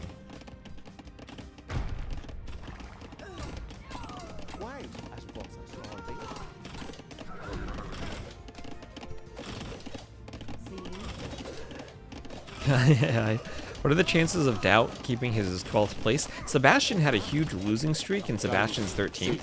So I think Doubt actually has a fairly decent chance. Barles, though, should be climbing. We'll check the standings after this game. Remember, it's less than 2 days now. We're under 48 hours. So tomorrow will be the final full day. Sunday it stops at 17 GMT. It's a very European-friendly stopping time, and less so for the Americans. So Hart, when he wakes up, or Sebastian, are probably gonna have to get up super early and see what they can do in the final few hours.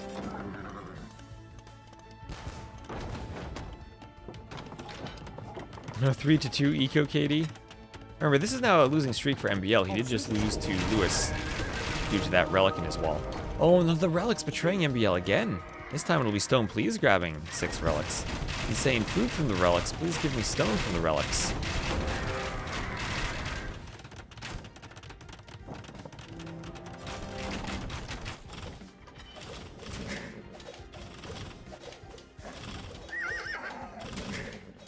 And as I said, since your elo is in some ways dependent upon the elos of everyone else, and everyone, as everyone kind of climbs in elo, if more people are playing, it's important that you're playing on the final days when the elos are at their highest if you want to peak. So early on streaks do not necessarily mean you're going to be peaking on the final weekend, although being with a high current elo to be in position to peak on the final weekend I think is important. So the next couple days will matter a lot, and we'll see, even if ACCM is at the top with his streak, maybe it might even behoove him to try playing more. At this point, MBL hoping for an internet drop? Maybe. Not much coming from this stable. MBL has not even tried to clear it up. A couple Costelier in the back. Is this open still somehow? No, I think that's closed. More castles in the back for Stone, please. The score is well beyond ACCM territory. And those Arbs are going to have to get in the castle and hop into the rear. There, circled by the Costelier. Here's a GG from MBL. Stone, please, does it. I'll see what the elo change is there, but that was a great win for Stone, please. 195 to 106 KD for him. 26k more res, and amazing, amazing gameplay from Stone, please. Burgundians, a pick on ramparts. And what do we have here for the standings? What do we have for standings? Yeah. We will have Hera at the top, 3 points shy of 2k for the highest elo. Vinch, a few points shy of 1900. Hart moved into third. He's been playing playing a lot today. Just looks like he got a win against Barles. ACCM sitting there in third ahead of Leary. Played 7 hours ago. Let's see if maybe he got some sleep and is getting ready to queue up tonight. Viper there sitting in sixth. Oh, yo. Yo. Had a great day then. 2 minutes ago, gained some points from Tatau. He might be looking to surpass Viper. Yo put himself in the conversation for that final spot now. MBL down below 1700. See, MBL's not in a position now where he's within striking distance of the top 4. He's going to need to go on a winning streak just to get back into a competitive spot. Tatau's been playing more. Doubt's lost a lot. Who's threatening Doubt? Barles has already passed him, so you look at the current elos of people below Doubt. Sebastian, Andy, Sato, Nikov. Nikov may be the closest to threatening Doubt. He's at his highest elo, but he's still a good 30 points away. He would need a bit of a winning streak there. Okay, let's see what games are live. We have Tatau MBL to Korean Mirror. How about Gabby Lucho? Yeah, that's a Khmer mirror, but at least it's not a Korean's mirror.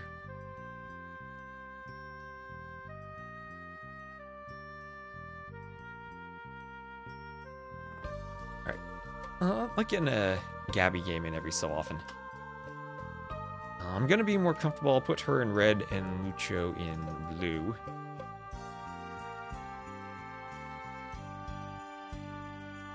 It's what? Karsts. Capture age. There we are. And I was going to swap the colors. There. Okay. So, still waiting for ACCM, but we'll have Lucho in the blue to the south, Gabby in the red to the north as the Khmer. I've seen tons of Korean mirrors on this map, but I haven't really seen Khmer mirrors. Can you make my chat visible to myself? I thought I happened on the wrong monitor. There we go. MBL and similar rut that Yo was in the past couple days. Yeah, Yo just won. Yo and Tatau are playing now. I figure we'll cast lots of Yo tonight, though, so let's sneak in a game of Lucho and Gabby real quick. Lucho's played a ton of games, but hasn't been near the top players in terms of his success. He's a player who's probably aiming for the top 12, but not quite on a level to be top 4.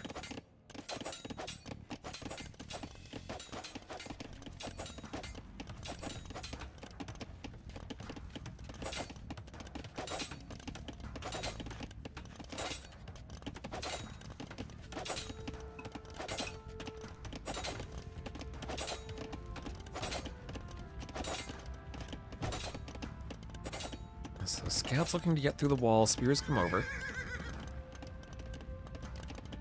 Spears will move the Scouts away. Coffee? What about coffee? No, that was water. I drank my coffee for the night. Gotta stay hydrated now. But Like I said, I turn my heat up really high before I start streaming, and the temperature slowly decreases as I stream. So right now I'm at the point where it's still really hot in here, especially with my PC, so I gotta manage the temperature. So, clutching there for Gabby. But usually this isn't an aggressive map. Maybe the Khmer have a different strategy in mind, though. I imagine it'll be boom into tons of light cav for the Khmer, maybe tons of scorpions. I'm not quite sure how the Khmer mirror works. Looks like Gabby with 3 ranges is going to be very aggressive. Yeah, she's an aggressive player, and she'll have to take a good fight with this timing and try to use the hill. And seeing that Lucho's up, even if she loses the fight, as long as she cleans a lot of the crossbows, and actually she's going to win the fight. What am I talking about? Losing the fight. That was a great fight for Gabby. Wonderful timing, and as crossbow and bot can come in, everything will be clean. Absolutely perfect from her there. Cleaning Lucho's army. Wonderfully done, and she'll be pumping out more crossbows. I have seen Khmer go cav archers sometimes, but it looks like it'll just be crossbows. Lucho, however, adding in 2 TCs behind this. Not sure if that type of boom suits Gabby's playstyle. She might just try to go forward and be aggressive, and it looks like she's doing exactly that, adding in the University for Ballistics. just a game of chicken? បាទនៅបបរញ្ញាពាក្យបញ្ជា ត្រៀមរួចរាល់ Well, I'll know all about that if I have to do the cosplay. I have to put that chicken costume on. ពាក្យបញ្ជា Here comes a scorpion. នៅបបរញ្ញា I remember Gabby from the last tournament. She plays aggressive. Gabby plays like Galadriel if she took the ring. ពាក្យបញ្ជា You are gonna have បាទ 3 or 4 groups of crossbows all over the place, hitting every single wood line all at once. នៅបបរញ្ញា She's very aggressive, and there we see that with the forward workshop. Even sending 2 Vils just to be wary of the wolves.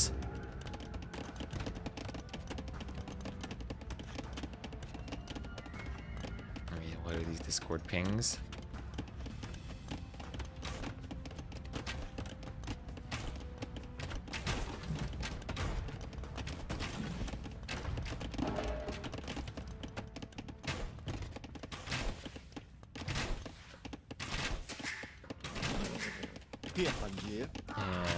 And TC hitting the crossbows.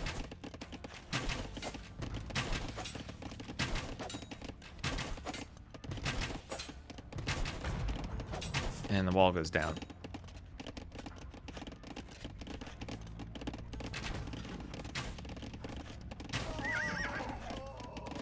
So Gabby's getting in, but Lucho ready to defend. That workshop with Chimera Scorpions. Remember, Chimera Scorpions have +1 range.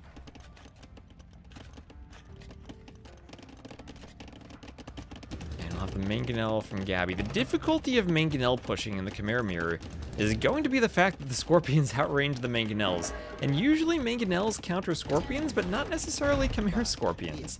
Give them an extra range, and they have such a high pierce attack that they actually do decent damage to the mangonels.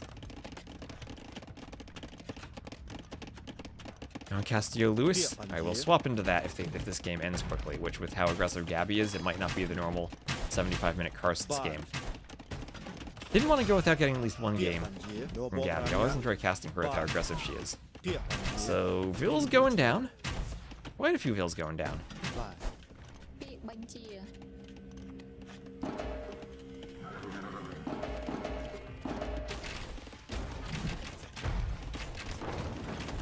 Crossbows hoovering around.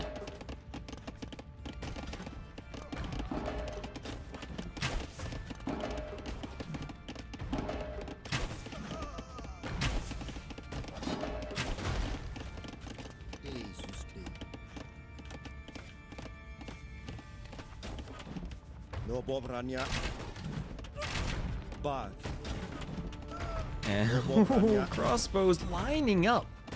This is Chimera Scorpion danger, though.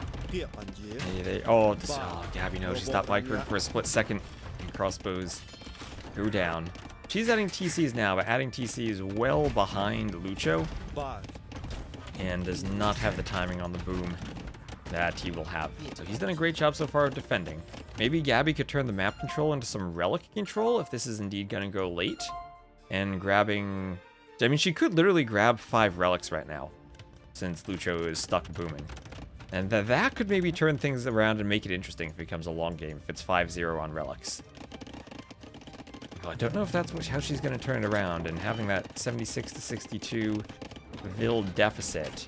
It's only 500 res right now, so honestly the Monk relic play, with a lot of map control, I mean, you're not too far behind on the boom. Could be a fun way to play the game and play the matchup, and you're holding for the late game then, hoping the relics pay off, and that you'll be able to hold on to enough map control that you'll win. Yeah, imp soon for Lucho, though. Imp soon for Lucho. And that's what 500 res collected difference, especially if you're up slightly on KD, can be the early imp. Yeah, and there she goes for the monastery. Maybe it's too late to go for relics? I don't know, she's gonna need to be imp herself too, soon too. Getting some Vil kills with the crossbows and the mangonel, though she has killed 7 Vils at least. So she has done some damage with this pressure, but is it enough to justify how much Lucho has been full booming versus going forward? yeah, exactly. We have a non-Korean mirror match here. It's another K-Civ. Maybe they both clicked Koreans but misclicked and clicked a K-Civ instead. But it's a non-Korean mirror match here. So Imp on the way still for Lucho. Gabby nowhere close to clicking.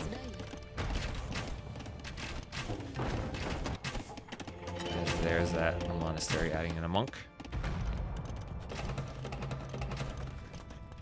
I did realize the other day that you can shift queue your waypoints from the monastery. Not just place it on the relic, but actually shift queue the waypoint. So right-click the relic and shift queue the monk back to the monastery. And you actually, if you want to be real lazy and only do one monk, you could put that on all 5 relics at once. But that's probably not efficient if you're making more than one monk.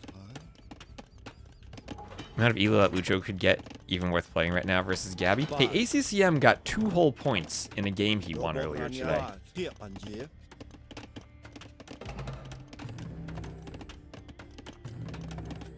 Well, Lucho needs all the points he can get. So 96% on that range. Lucho comes forward. He's just about Imp. And Gabby's still stuck in the castle age.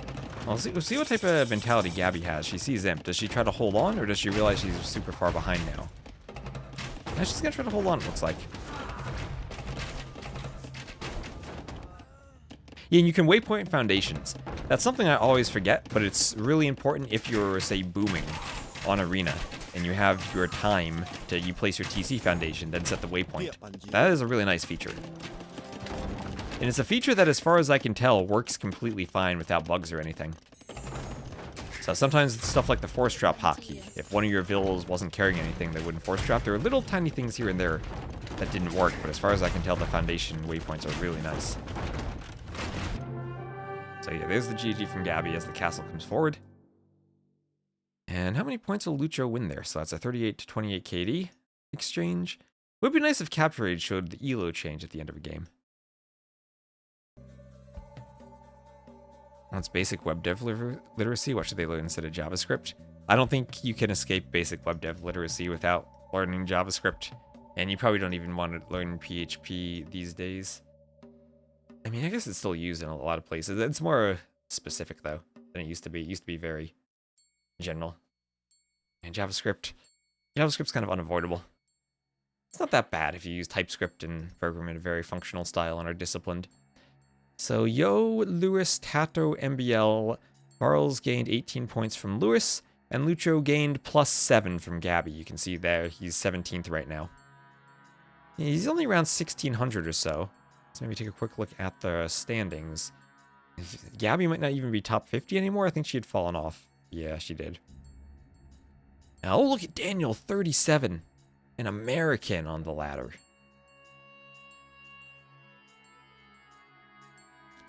Well, let me just see what everyone else is casting. I might cast something different. Vivi's casting Yo. Let's see, T90 went off. So what is Dave doing? Dave's casting MBL Tatau, so I'll go cast the Yo game, I think. Yo Lewis on Thames. Might have to do some fast forwarding.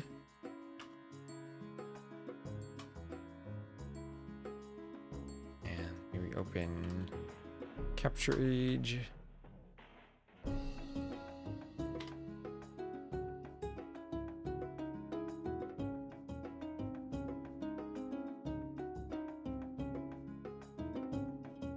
Alright.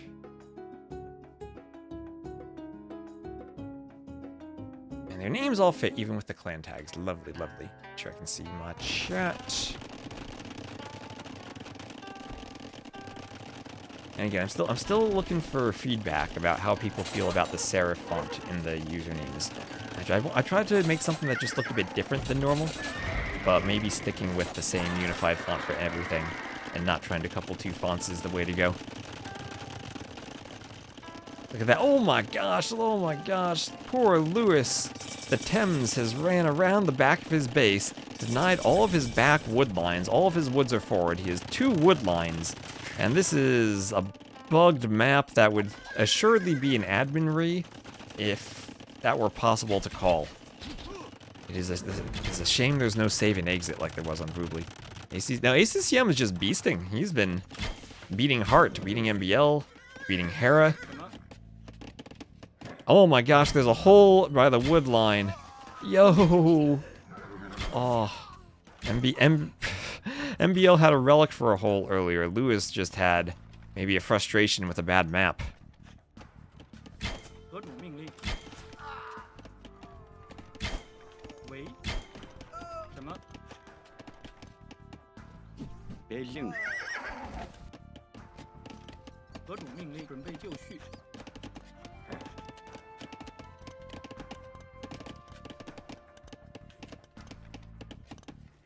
喂？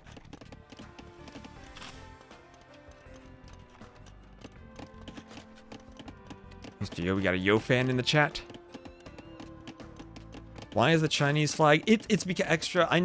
I'll think about maybe changing the flags a bit. The reason is that flags do not have a standard aspect ratio IRL, and it's because every country, well, not every country, but there are many different formats for how wide versus tall flags are. Like, Switzerland has a square flag, and it is annoying when you're doing UI designs, because if you have flags that are the same height, which I do right now, they're going to have different widths. And it will be the accurate width as to the aspect ratio, but yeah, it is completely all over the place. So it's a decision, do you keep the flags accurate, but they will have different sizes? Or do you try to maybe cut off details from the flags and maybe you're cropping them? Or are you resizing them, maybe slightly distorting it? And as JavaScript is terrible says, it's the type of thing that gives UX people nightmares. So the decision I made was keep them the same height, but then they might be the different widths. Now maybe if that looks distracting, maybe I gotta do something else with them. But it is a horribly non-standard. And whatever decision I do go with, there will be some type of compromise. So I went with this partially because it was easy, and the flag images I found, I had a very simple, every flag has the same height, same number of pixels, and I could go with it. Maybe I'll go and try to do something different, but yeah, that's why. It definitely will be noticeable and stand out for flags that are very different. If we have, like, Switzerland versus the US, square versus something that I think is particularly elongated. The US has a very weird aspect ratio. It's not an easy fraction at all. Then it kind of stands out. Yeah. And then Nepal has a triangular flag. It's not even a square. So it is crazy.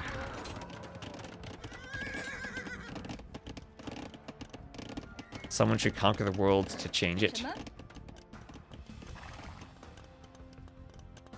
Ooh, Cav Archers from Yo getting in on the vills for Lewis. Oh, yeah, Shenbei Raiders for Lewis, though, defending. Lewis hasn't suffered too much despite all the raids. And good thing for Lewis is he does have a castle here in the south, some Tiger Cav queued up. And honestly, what do Catans do against Tiger Cav? I don't know. Yo does have that Royal Albert Hall in the north for 25 extra pop space. Can get to 225 pop. We saw a game the other day with Goths at 235.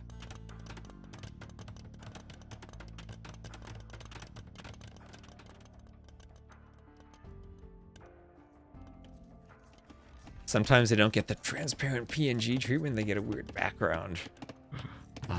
Yeah. Timo. Zachar. Amor Mindu.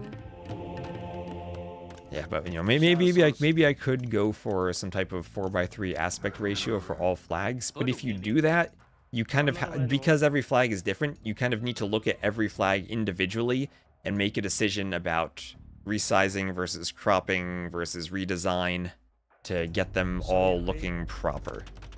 And sometimes it is a very tricky thing to go through several hundred flags and get non-standard ratios for them that still look proper.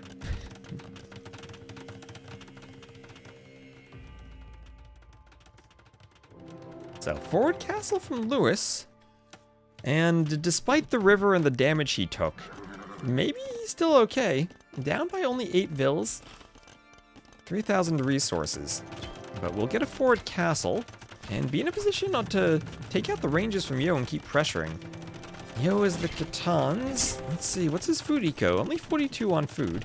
Maybe he's not ready to go imp yet, in which case he's simply defending with castles. And Lewis has a ton of map control, taking the trade workshop. And I'm still wondering, what do the Catans do against the Tiger Cav? I'd imagine the Tiger Cav beat Steppies. Don't know how they do against Catan camels. Heavy camels, they get full upgrades aside from bloodlines.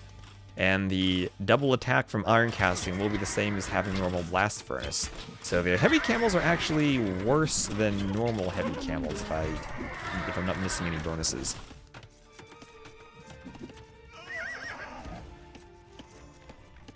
Here Yo and Viper are all up from the top 4. We'll see how Leary does. I was thinking from the start, Hard has played extremely well, and we'll see what ACCM's able to grind. I was thinking the top 3 of the top 4 would be Hera, Vinch, and Leary. We'll see how much time Leary has to play this weekend and how much he grinds. Same with ACCM if he protects the win streak or decides to play. So some Tiger Cav coming in to attack the market. A couple of Shinbei Raiders in the north, passing over the shallows, trying to hit the vills on the gold. Oh, Lewis. He'd have to be very sneaky. He would have to be very sneaky.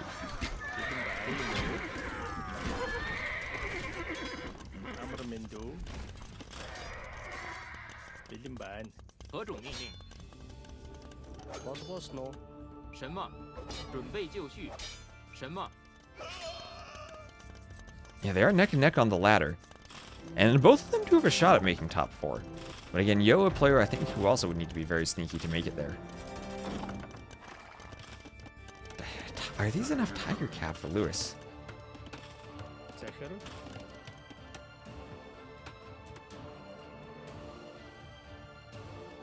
And they're going for the Vills. He needs a 5-win streak or so to get in. Also, a win streak against good players. Because if you're playing people who are lower elo than you, you're not going to get as much. So Tiger Cav versus Camels. How are the Camels doing? There are more Camels here. But the Tiger Cav are doing okay. Yo up to Imp now. He's really pulled ahead in the resources. Ooh, there were no attack upgrades there for Lewis. Ooh, he needs some attack upgrades to fight that many camels. But doing his own castle. Skirms, if they get Bracer and Chemistry, will be scary, I think, against the Castle Age Cav. Actually, maybe not. They have 6 Pierce Armor. Oh, 6 Pierce Armor for a Castle Age unit. That is crazy.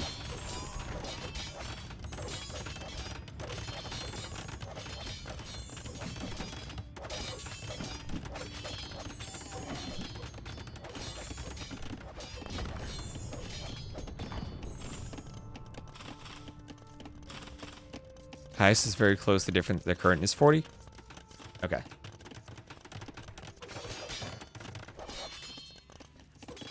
Yeah, if I had more time, I'd probably pull more stats and try to get them on the overlay. I saw Mem had a nice rotating scoreboard of the top players at the time.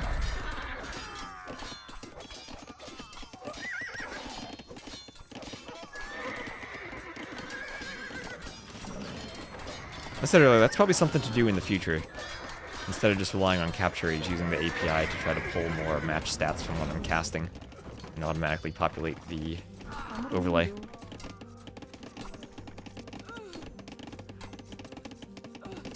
The overview does have equal-sized flags.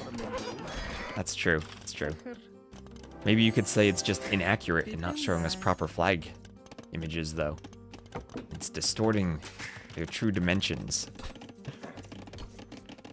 So chain, mail armor, and squires coming in for Lewis. Well, what's the way infantry look like? Do they have good halbs? They have halb. They missed the final armor upgrade.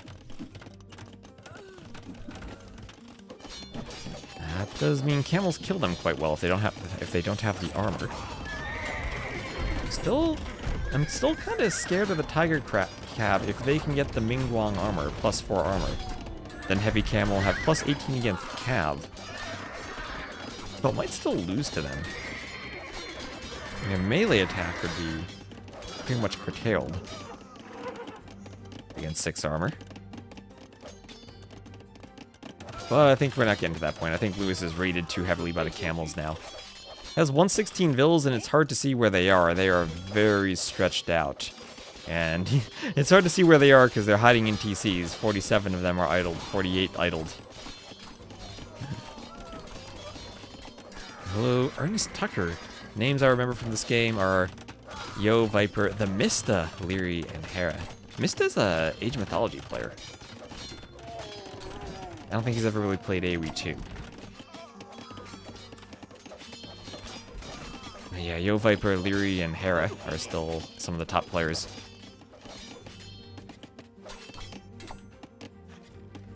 Lewis needs a thing to hit buildings, and to do that, he needs Imp with food.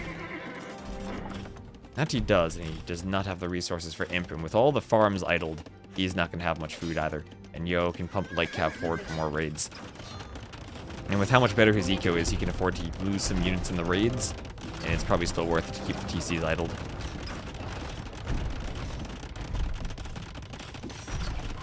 Need a planet symbol next to the flag. Maybe we could just outline the flags with a different color for every planet.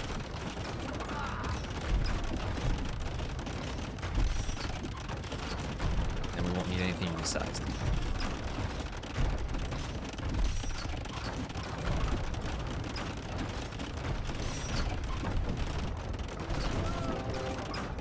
If we do the USA Cup, maybe we should do state flags for players. I know some people wanted to do USA Cup this summer. Now here come the pikemen to fight the camels. What is this patrol stack? Are the pikemen even fighting? I think the camels all died. Oh my gosh, that was an amazing patrol stack for Lewis. All the camels are dying. All the trebs are being destroyed. What is this fight from Lewis? That was amazing. He's repairing the castle. He ran out of camels to kill. Now the pikemen are ineffective because they're only fighting skirms. He took too good a fight. He doesn't have anything left for the pikemen to kill.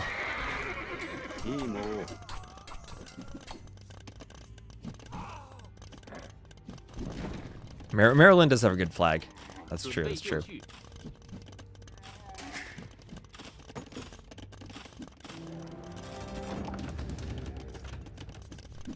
Our New Jersey flag is very weird.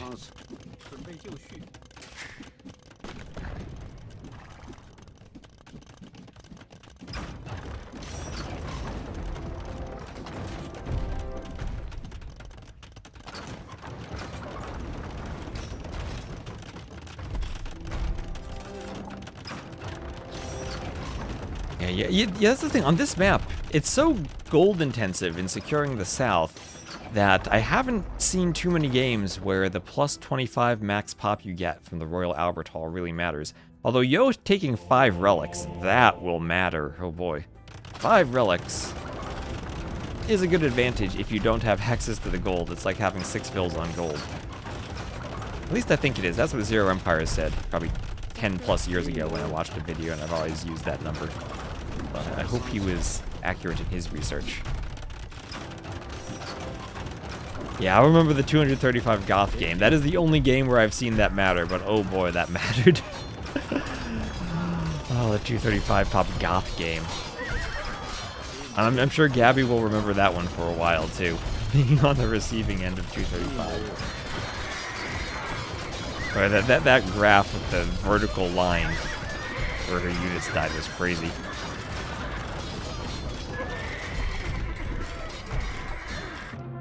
And there's the GG. Is it a safe assumption to say Hera takes the GOAT status over Viper? I think Viper has I think Hera has a really long way to go. See, he's been on the top for like 2 years. Viper is there for like 10 years. And Viper is still like top 4. We'll see if Hera can be dominant for 10 years and then completely fall off. And I'd still think Viper is probably better, right? Because he's still playing. Hera needs a long time to be, I think, in that conversation. It's kind of like Doubt versus Chris, right? Whoever peaked most when they were going at it. Doubt's still the one playing. But not that Hera can't do it. He certainly has the talent. But I think it's a bit too premature to be having that discussion. I think he needs some more time.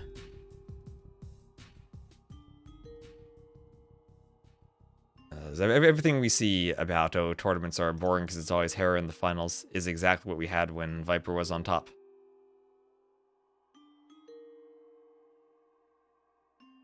How do you compare the competition faced? I mean, Viper, he went through so many players, right? It was, what, like Tim and Doubt in the beginning. Then he had Yo, Jordan, Riot, Leary, even Hera for the last couple of years. Viper was still on top. He went through a ton of good players.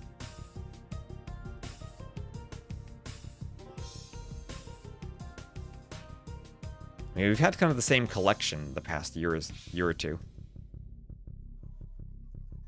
I mean, it's much bigger than before DE in terms of total number who play it and watch it. I don't know if the top has really gotten all that more competitive. It's the same names that have been around for years for the most part. I mean, is there anyone really new in the top players if we look at this list? There's Lewis, who's been grinding this, but then look at everyone else. Maybe Sebastian? We're in that top 12. Doubt, Tatau, Barles, MBL, Viper, Yo, Leary, ACCM, Hart, Vinch, Hera. Even the youngsters of Hera, Vinch, and Leary have been around for a long time now, and were around during Viper's peak.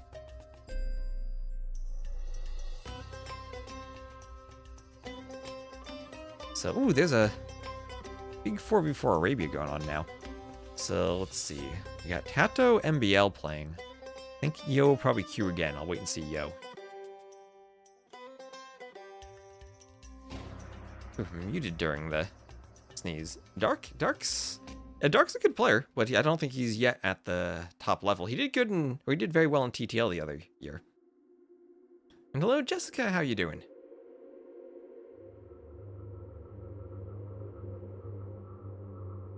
Alright, so the games that are ongoing now, they're all a good 15 plus minutes in, so I think we'll wait and we'll just see if Yo queues again.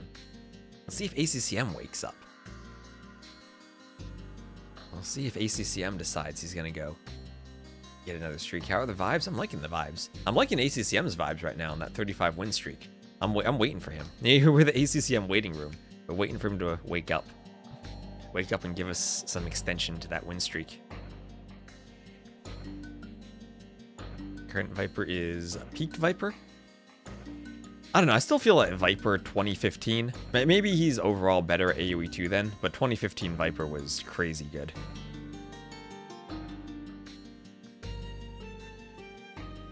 And yeah, we got another Yo Lewis. This will be a Magyar mirror on Crownwood.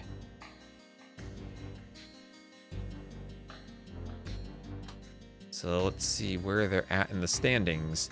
Yo actually did manage to surpass Lewis. Lewis needs a few wins to get closer to that highest elo of his. But Yo now making a run. He's past Viper. Past Viper to be now in 6th place. And running towards Leary. And Yo was really far behind in his current elo earlier today, but he's gone on a pretty good run. Now at his highest. And I still think if Leary really grinds this weekend, he should be in the top 4. So no real surprises about the players who are there. I think Barles might even have a chance to pass Lewis. That final slot in the top 8, like Lewis, MBL, Barles, all competing for it, I think will be competitive. Well, we'll see if Sebastian can get some elo and catch Doubt, or maybe even Nikov.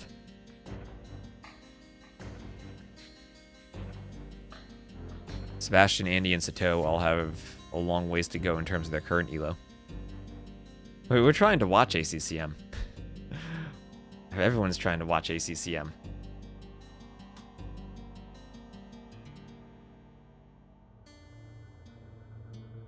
Well, it would be tempting to watch Deeker Slam. Yeah, Dave's covering Tatau MBL, so we'll cover Yo. Yo, Lewis.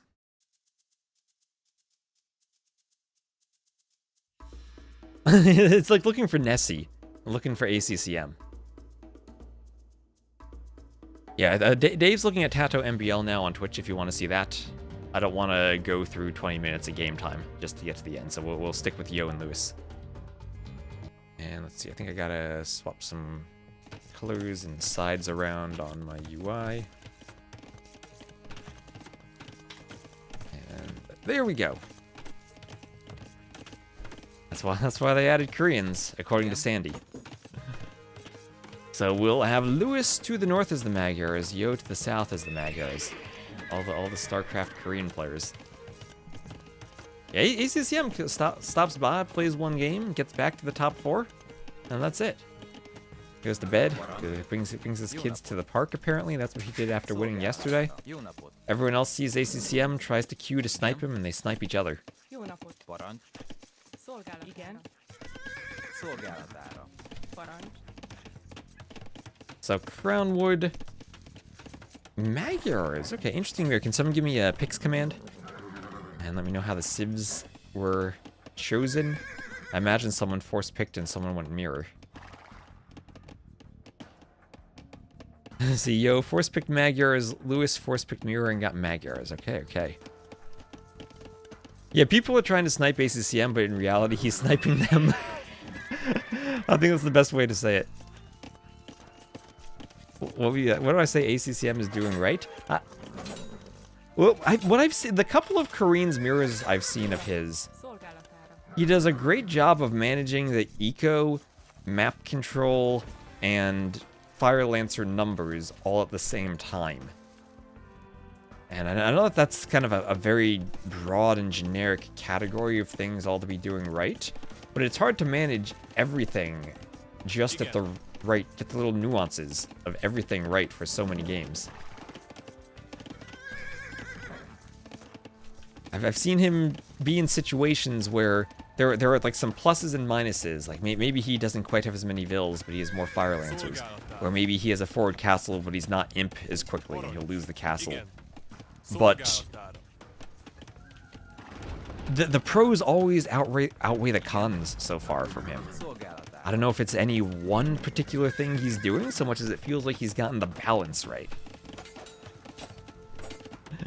And I wonder if it is mental, because like we see the ladder, we see players trying to snipe ACCM, trying to find him, end the streak, and then they lose to him. And I'm wondering if there's a mentality that ACCM at this point, he's won 35 games in a row. He's probably used to it. He loads into the game. What's pressure? He's played so many games at that point. He's won enough. He ends the streak. He plays more. But if you're against ACCM and you're trying to end that streak, oh boy. Oh boy, you are trying to end it, and you are trying your hardest, and maybe you're getting a bit nervous, maybe making some mistakes. Yeah, exactly. They try to win so bad, but they don't pull it off.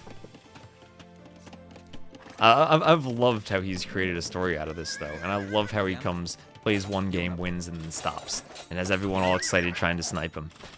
I mean, we're excited trying to snipe him to cast him. That's been the most amazing part of this ladder so far.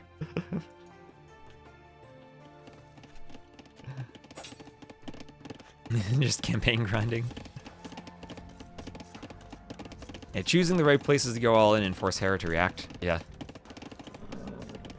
The MBL game I saw was maybe MBL trying to counter Koreans with Goths, but the Civ just... I don't know what else Goths do. If he tries to go swordsman line, Koreans should have answers to that with cav archers, towers, hand cannoneers, arbs. And he went Huskarls, but Huskarls die to Fire Lancers, as I've seen before. That's what did Dave say, the #1 rule of AoE, don't let Goths boom? Well, ACCM boomed against the Goths and he won. The Korean mirror match he played against Hart, I think, was particularly good. It was a great combination of it felt like there were a bunch of small little things you could look at Hart and say, maybe this is an advantage for him. But at the same time, none of them were a big enough advantage to win in the game. And ACCM later to imp, but slightly more eco, better positioning on the Fire Lancers, some better fights here and there, better towers here and there. So a little bit of eco damage with some war wagons here and there, and all of a sudden he pulls out a win.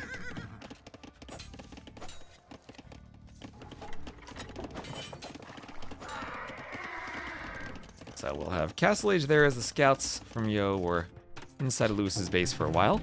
We'll have a couple of ranges here. Magyars can be played like the old Huns, cav archers. Storyline demands a shock ending. I mean, I'd love to see ACCM finish top 4 while keeping the streak alive until the end of the ladder. That would be absolutely amazing. If they make smoke breaks for him, though? My experience in LANs is that players do have breaks during sets. And remember, as a caster, you also need a break. It is difficult to cast, or like if you have a LAN that's a best of 5 or a best of 7, or maybe you're casting 2 sets in a row, you are casting for maybe 6 hours in a row sometimes. You need your own breaks. Especially because when you're casting, you need to take care of your voice and you're constantly drinking water. You need time to run to the bathroom in between games as well. So, I will discourage smoking in all forms, but I will be thankful for the breaks.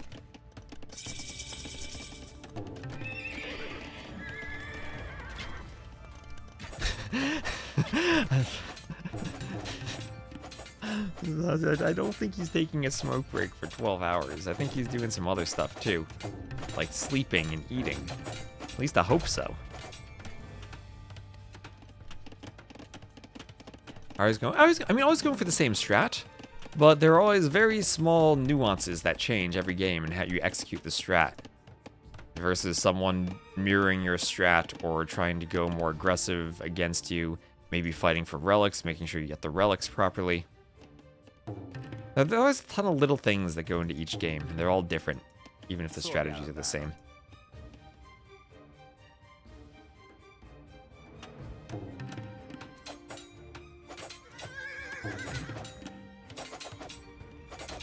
There's a wheelbarrow for Yo. And we'll have TCs here for Lewis.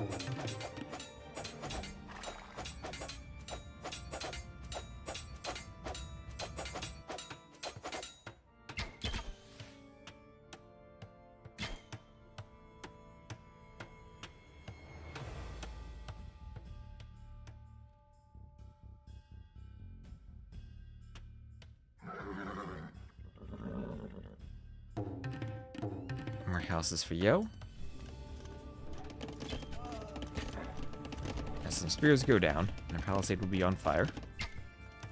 Scouts here on the hill will be looking to break through the house. Lons Crab! Lons, hello Crab. Welcome to the ACCM waiting room. Like all the players, we too are hoping to snipe ACCM.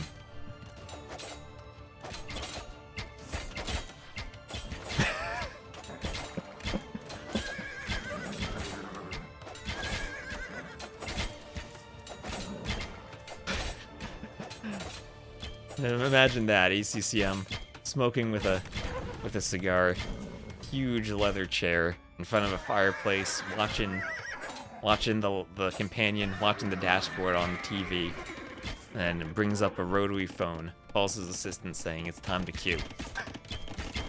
He's enjoying watching the chaos of everyone trying to snipe him. Why do they want to snipe him? Maybe it's a mistake to try to snipe him. They all want to be the one to end the streak. Thank you, Cyborg AoE, for the follow.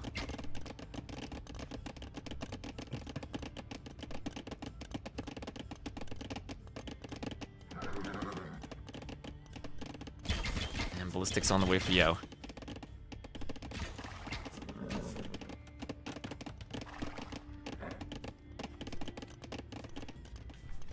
Whenever he queues, everyone tries to snipe him. And then you look at their chats and they're like, OMG, you're not ACCM. This is amazing.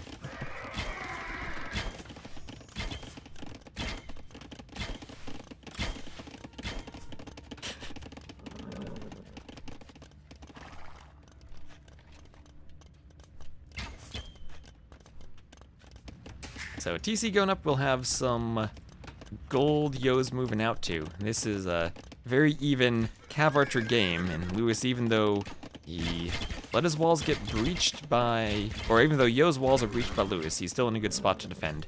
And people were asking what ACCM does well. This is something Yo does incredibly well, defending while booming.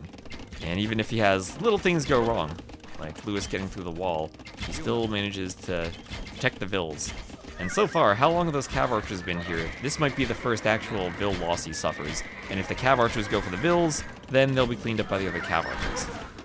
It's kind of a win-win situation for Yo, where he's gonna end something. Maybe here, if he gets enough distance. But even then, Lewis trying to take the hill bonus. Is it right for Lewis to clear Cav Archers here, or would he prefer trying to find the weak Vills and clear them?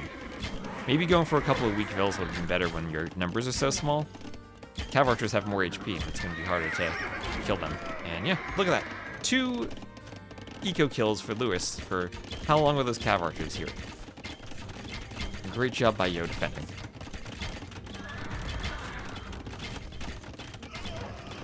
Funny picture, can you post it? As long as it's not AI generated. And it is not too inappropriate.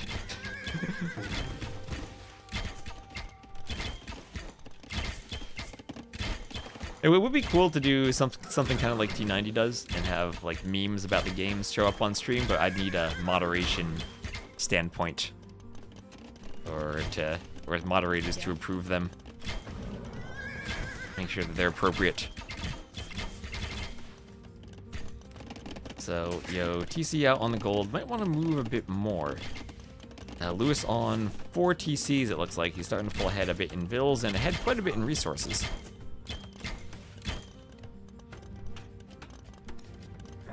So, Yo, at his high, needs a couple of wins to pass Leary. He's already passed Viper.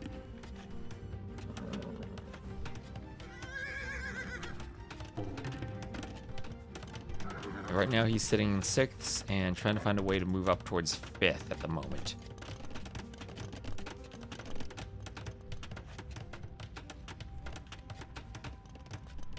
Also, we're having a ton of viewers on YouTube too. Welcome, everyone.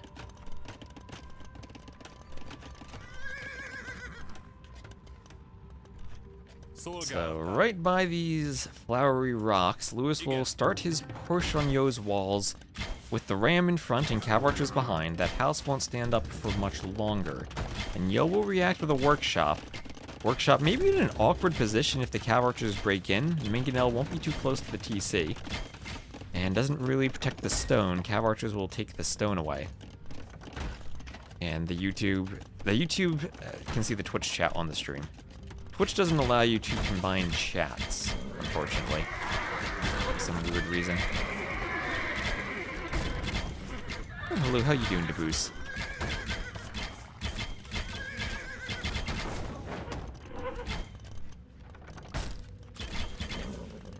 And Ganel hitting some Cav Archers. Oh, and Emsia, thank you so much for the raid. Welcome in, everyone. We are casting some more AoE2 tournament games. These players trying to qualify for an event in April in London. Well, thank you for the raid.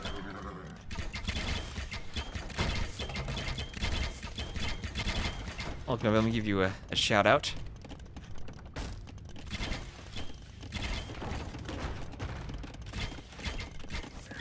We had a fun game earlier against a 200% handicap AI. Those things are pretty scary. Is Hagbardar still in the chat? I think he kind of died and had to run.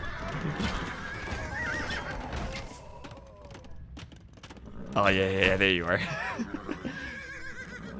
Yeah, the 200% AI gets a 200% boost. They collect resources twice as fast, and so they get imp super fast and start trebbing you. And the Hag with the Kuman's 2 TC boom. I think, what did you do with your second TC? You probably just ran and built the second TC in the back. I saw like 4 or 5 layers of stone wall. It was a tactical retreat. So imp on the way now for Yo, also for Lewis. So right now, Lewis the top player in the UK, Yo the top player from China.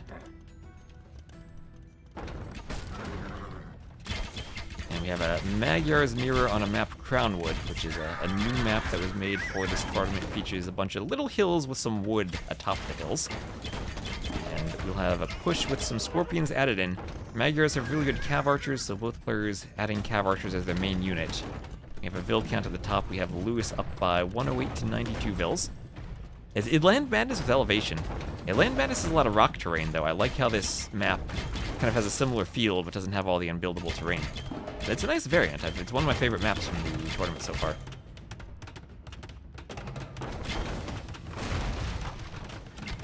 Everyone's 2K when backseating. Everyone's 3K when backseating. Or 4K if you're backseating Hera or Vinch, because they actually are 3K. And we'll have a good advantage in up timing from Lewis. His castle will be not too aggressive, though. More in the middle of the map, trying to control the middle rather than going too far forward. Personal best is 6K2 when backseating.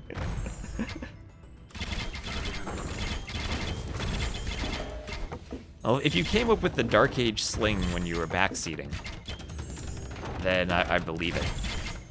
Oh, PB is 6K2. Okay, probably Butter is 6K2. Got it. You're giving claim to someone else. You got a new favorite today, the Bohemians? Okay, I know you like playing the Persians a lot. You like those elephants. Bohemians are fun too with the wagons. And the Haufnitze. You're the strongest cannon. So here is a good fight, and you can see the pros trying to dodge arrows with the cav archers in the front. And if you do that stand ground patrol, your units auto-target the closest units. So that dodge can help avoid most of the fire from the ranged units. And heavy cav archer here is in for Lewis, and he's doing recurve bow. That is a tech for the Magyars recurve bow that gives them +1 attack and range. And for the ranged units like the cav archers, extra range is usually the most important stat you can buff. Being able to stand farther away and shoot. Usually more important than attack or pretty much anything else. And they were insane. Nice. You gotta try the different civs. War elephants are great, but there's a lot of other little hidden gems in the units. So cav archers here getting fended off by the TC, but Lewis has done quite a bit of damage. He's up by about 1K score. And the cav archers will keep running around. And yo, careful sending the vills back out to that gold. What always impresses me about Yo is how he's taken so much aggression from Lewis and only lost 16 bills so far this game. And yeah, he's down by quite a bit. But I feel like I probably would have lost all of my bills by now. Trying to make your opponents check out all the boost with the puns. So Ring Archer armor on the way for Yo. Finally everyone doing their Cav Archer upgrades. Question then becomes, does anyone make a Hussar swap or a Magyar Hussar swap? But with recurve bow and the extra attack, usually you just see Cav Archers and you don't see the Skirm line. And the trash unit would be the Hussar line.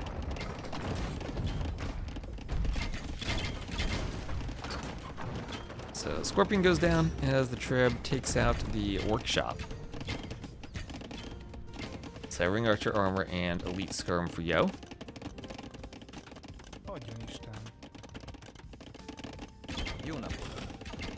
And Yo's starting to push back a bit. But looking at the numbers, 25 to 43. Shouldn't be able to take a fight. And herbal medicine research for Lewis. That means when you garrison your units, they heal faster. And you see that a lot with large Cav Archer armies.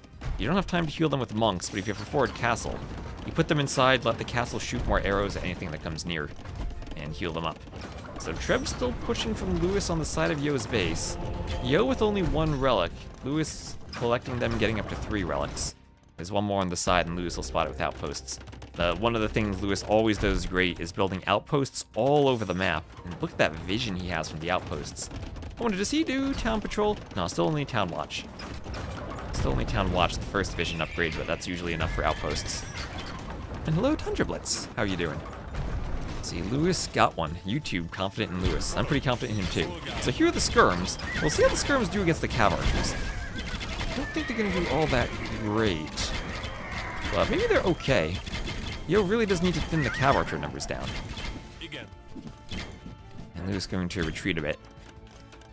Yeah, you'll see in this game players doing tricks where the pathfinding changes all the time, and in the current patch it is very easy to get units to stack on top of each other by using the stand ground stance in either patrol or attack move to get them all on top of each other.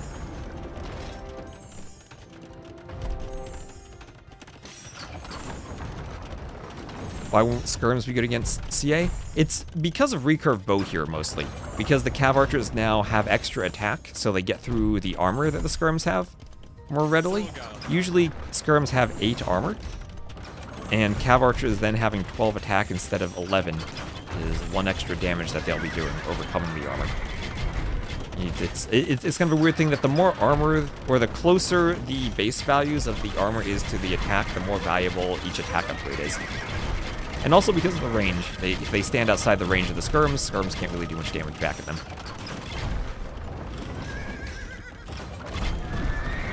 Yeah, but it's not always exploiting it. Sometimes it's just because it's kind of the natural way to take fights, and it just happens. It would be really hard to avoid doing, I think. So here Yo, impressive hold from Yo, takes out the castle from Lewis that was in the middle, successful in the Trebor. And we have a tiny bit of lag, there we go. And maybe the skirms actually are a nice addition from him. I was expecting maybe the Hussars to be the next trash unit, but I guess you don't really have the eco to make that heavy of a farm transition to make Hussars. Here we see Lewis with a couple of Hussars himself. This was more what I was expecting, the Hussar Cav Archer combo. I'll see if Lewis can keep holding though. He's at risk of losing another castle. This castle stands for Yo. Yo has enough vills there he can start repairing. Lewis will send vills to repair himself. And Yo got that final relic. Lewis at the outpost to see it. So 3-2 relics. Not that bad to be down only 1 relic. And conscription in the castle. Ooh, Lewis has to repair this castle for conscription. Conscription increases your production speed. And if you don't have conscription in the late game, you're spamming and spamming and spamming from stables. You're going to consistently be taking worse fights than you should because you won't have as many units. You'll be housed at 200 pop, but you'll be below 200 population. So castle here being trebbed down. And conscription close. Lewis is out of stone, has to buy stone at the market, and the castle finishes conscription. He finishes conscription. That is clutch to repair the castle enough to have it. He's got 3 trebs, so Yo with 18 vills repairing, that should keep the castle up for a while. Lewis with 19 vills himself, that should be okay against 3 trebs. I'm still very worried about how low the castle is. He needs it maybe 1 or 2 more vills if he's going to be running out of stone, and he has to go to the market and buy stone, doesn't buy it in time, and the castle goes down. Another treb going down. And Lewis, without any more castles, won't have any more trebs. When you pack the trebs, they have less pierce armor, and they go down right away to the cav archers. And Yo is making this happen. Yo is showing why he's such a highly rated player. Making his play to be in the top 4. Let me delay the ad slightly since we're so far into the game. So here's a stable from Lewis, a couple of stables incomplete. He's trying to add Hussars. But again, Hussars less effective against the cav archers that have the extra attack. It can be hard to end games with Magyars because you don't have good siege. You don't have access to bombard cannon. Pretty much the opposite of the Bohemians in terms of the siege you get. And thank you, Cortez, for the follow. Welcome in. There isn't really Yo without the Chinese in his name. It doesn't fit on the overlay, though. Unfortunately. And here we're gonna have a Hussar push taking out Yo's trebs. Melee units do much more damage to trebs than range units do. And now Lewis has managed to push Yo back and should be able to finish off the trebs. Trebs are very expensive. And if Lewis destroys the trebs, that might even the score out. And now we're getting into a good old stalemate. Now for this tournament, remember, there is a 75-minute limit on the games, and whoever has the score limit after 75 minutes wins. And a Magyar's Mirror on a map when you're this far apart feels to me like an almost ideal situation for a game to go to a time limit. Just Yo is lame? You like Mr. Yo more in his name? I'll leave the LY Yo in his name. He'll get his clan tag. Yeah, well, Yo is one of the best late game players in the Imperial Age. I am always impressed when Yo teams with Lix or Vivi in a 2v2, and it feels like they've completely lost, but then Yo gets to imp and carries the game. Doing some imp upgrades for the eco, a bit late maybe. 2-man saw and heavy plow. Lewis doing heavy plow now, needs his upgrades too. Ooh, Lewis does not have handcart. Okay, yeah, so handcart is a great eco upgrade. Your vills walk faster and carry more, but it disproportionately makes them better farmers compared to everything else. So in this late game situation when you're trying to make the hussars, which are a cav unit, you really do want to have that farming eco as good as you can get it, and having only wheelbarrow instead of handcart, pretty big disadvantage in terms of their ecos. And now Yo, in this mirror matchup, will have all the eco upgrades. Maybe he feels the game goes long, so it makes sense to get those. Yeah. The question is if it's worth to get the final farming upgrade, because I don't know if that pays off within 75 minutes if you do crop rotation. But 2-man saw, certainly. Because the farming upgrades add the amount of food you get when you build a new farm, but they don't affect your already placed farms. So you need to essentially build a farm, wait for the farm to get to the point where it would have ran out of food, and that's when crop rotation starts benefiting you. And it takes a long time to pay off.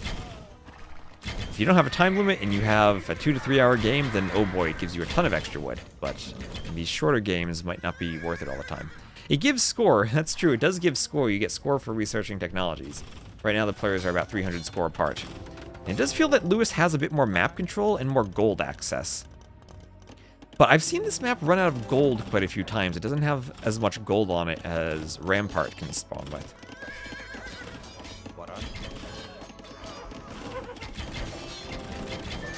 And the castle now will take out some of these hussars. We'll have handcart on the way for Lewis. And more hussars going down. Some heavy cav archers running around.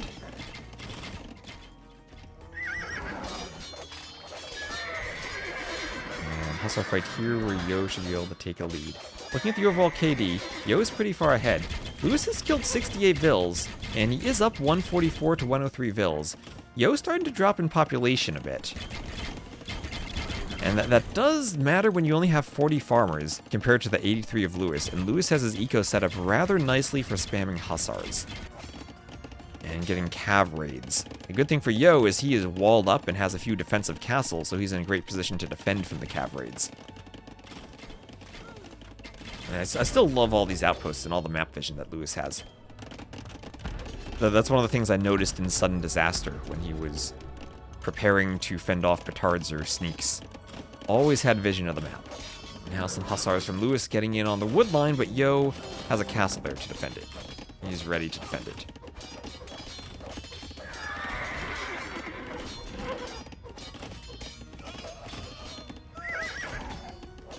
Don't understand how this is happening, maybe over booming? It's small little executions on the Treb fight early on for Yo that let him get back into it. And also the fact that Magyars, let's see, Lewis doesn't have siege engineers. And if you don't have that for your Trebs, Magyars really have no other siege options. Only capped rams, no cannon. And the cav archers from Yo going to move forward. And both players, you can see them patrolling into the fights and stacking a bit. Cav from Yo will find the Trebs from Lewis. Lewis does now have a castle in the back. And how many TCs does Lewis have? Wait a minute, we zoom out here. That's 7 TCs. Wait, no, 8? Yeah, okay, 7 TCs for Lewis. 7 TCs. He can take raids, but he can re-queue vills immediately after the raids. And Yo doesn't actually get both Trebs. He only gets one of them. And Lewis now with 2 castles, still able to make Trebs if he needs them. What Magyar Hussars from Yo? He has 3 castles. Yeah, so Magyar Hussars are the unique unit from the Magyars. In AoE2 we have these units, we call them trash units, the units that don't cost gold. And the unique unit for the Magyars, rather than being a super powerful unit, is simply a better version of the Hussar. But you need to research your unique tech so that it doesn't cost gold. And what makes it better is it has a huge attack bonus against siege. And Yo not repairing the castle. Not repairing the castle, defending his gold. That is interesting. Well, he's out of stone, and maybe he doesn't want to spend gold buying stone? What is the price of stone? 195, so it is fairly expensive. Those trebs coming in from Lewis, destroying the castle, and go down to 2 castles now. Look at this box formation. Typically you use box formations for small numbers of units, because it clumps them more tightly. Sometimes you just get so used to pressing the hotkey, though, that they spread out like that for large groups, too. Very difference in going Cavalier to Paladins, yeah. The only reason you wouldn't see it is because it's hard to get to all of the upgrades you need, and then hard to maintain productions if you don't have many castles. And without much stone on this map, I think it can be difficult to get enough castles to get production. And again, little raid from Yo, who continues to climb and score, despite the fact that it feels Lewis still has more map control. And we're now closing in towards that endgame period. We have maybe 50 minutes left. I mean, we have 75 minus 50, 25 minutes left. So we're, I guess, 2/3 of the way towards the time limit. If I have math correctly. This is where I need chat to help me with my math. And crop rotation for Lewis. This is where a score will matter, and clicking text, researching them for score is great. How much gold left on the map? We have this gold here for Yo, so around 1,000 there. And I think that's the last gold pile. Yes, that's the last gold on the map. The only other gold comes from the market and from the relics in the monastery. So over on the side, we'll have a Hussar raid on some of the villas from Lewis. And that lumber camp. We'll collect wood no more, but ooh, this castle's destruction opens up this area of the map. That wood line has been overchopped. That lets the Hussars into the back of Yo's base. Unique unit, you do require the unique tech to make them cost 0 gold. If you don't research that tech for Vinian army, they will indeed cost a bit of food. I mean, a bit of gold at the start, and they won't be pure food. It's a nice hustle raid from Lewis, getting to the back of Yo's base, but Yo continuing to take the cav archer fights. We see Lewis doing what he can to patrol into the fights. Oh, loses a treb, though. Don't want to lose trebs. Trebs are very expensive, and the more expensive the unit you kill, the better your score. Now, a tiny bit of gold left for Yo. Yo losing vills, though. He's down to 98 vills. Bit of a trade-off here. Fewer vills means more army. But usually around 120 vills is the number you want to aim for. And 97 vills is a bit low for Yo. And he does have to abandon that gold. Might see Lewis even make a play sending vills for it. Gold is so valuable at this point in the game. Maybe in trouble for wood if Yo keeps raiding? Now, that's true, but he can also move out here again. He has the TC there. And he managed to get a bit of a clandestine lumber camp going in the corner. Secretly chopping some wood, and that's what all the outposts will do for Lewis. If Yo tries to sneak out somewhere, Lewis will have vision of it. Yo doesn't quite have that same vision of the corner.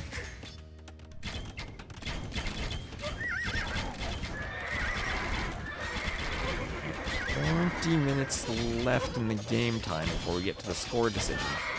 Lewis down by 1k, so still could come back and take some good fights. That is a good stack. That is a good stack from Yo.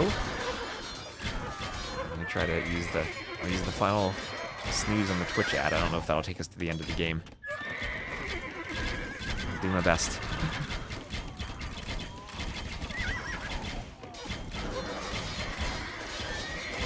Hussars going down to the cav archers. Lewis still with more population. Yo faltering a bit in population. And Lewis taking, I think, a better fight here. He's closed that score difference a bit. Now about 500 score different. And keeping the cav archers alive in the back, taking a great fight. Lewis also has 90 Hussars. Oh my gosh, that's the score difference. Okay, so this is where we're going to realize how well does Lewis know how the score works in AoE 2. Because remember, Yo is a very experienced player. I'm sure Yo knows this. Lewis, I'm not sure. We'll see. He has queued 82 Hussars. When you place so the score works, you get 10% of the resources in your stockpile count for your score. And then when you create the unit, 20% of the cost of the unit applies to your score. So it's always valuable score-wise to spend your resources and have units. but while the unit is in the queue, it doesn't count. So as the scores are flipping back and forth, Lewis, if at the end of the game we get near 75 minutes, he cancels the queue he has of all those hussars and puts the resource back into his stockpile, he'll suddenly get a huge boost to his score. So if he's aware of the 75 minutes and cancels them at the right time, he will probably get the score win. If he doesn't do that and forgets about it and keeps it in the queue, Yo will probably get the score win. So we'll have a fight on the hill, but this fight will be under Yo's castle. And the score getting close again. I think Yo still with the better KD, taking maybe a better fight here. Looking at the res collected, Lewis is super far ahead in terms of total res collected, and that's how he's maintaining the queue. And we see that he just canceled some hussars. He had 80, now he's down to 50. And his scores group is... Also, he trained some more. He trained some more after the losses, so his score is growing from training them.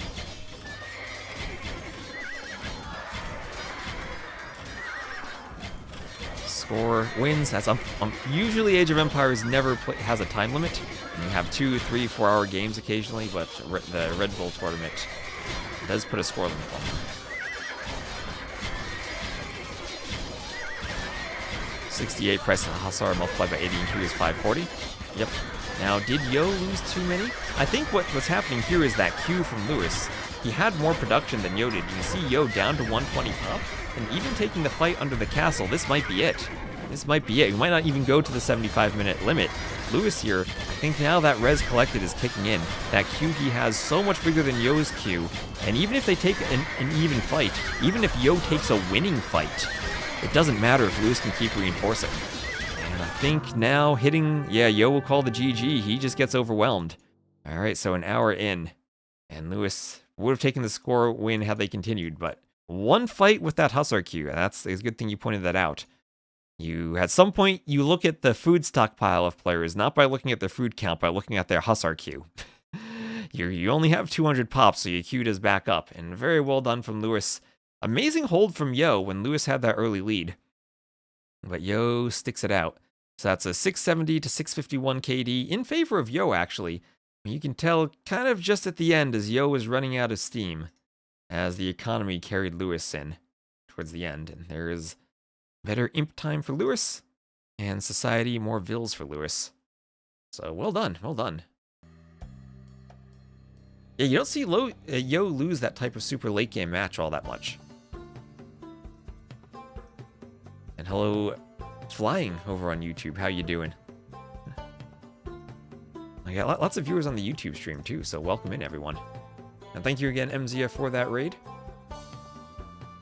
Absolutely lovely to have a bunch of people over here. Also, we're doing a subathon during this, so if you want to make me wear the chicken costume for the chickens in the game. We're closing in on 150 subs for this week. Alright, everyone, you're off. See you later. CRZS. I think I say your name differently every time I read it. Which is kind of fun.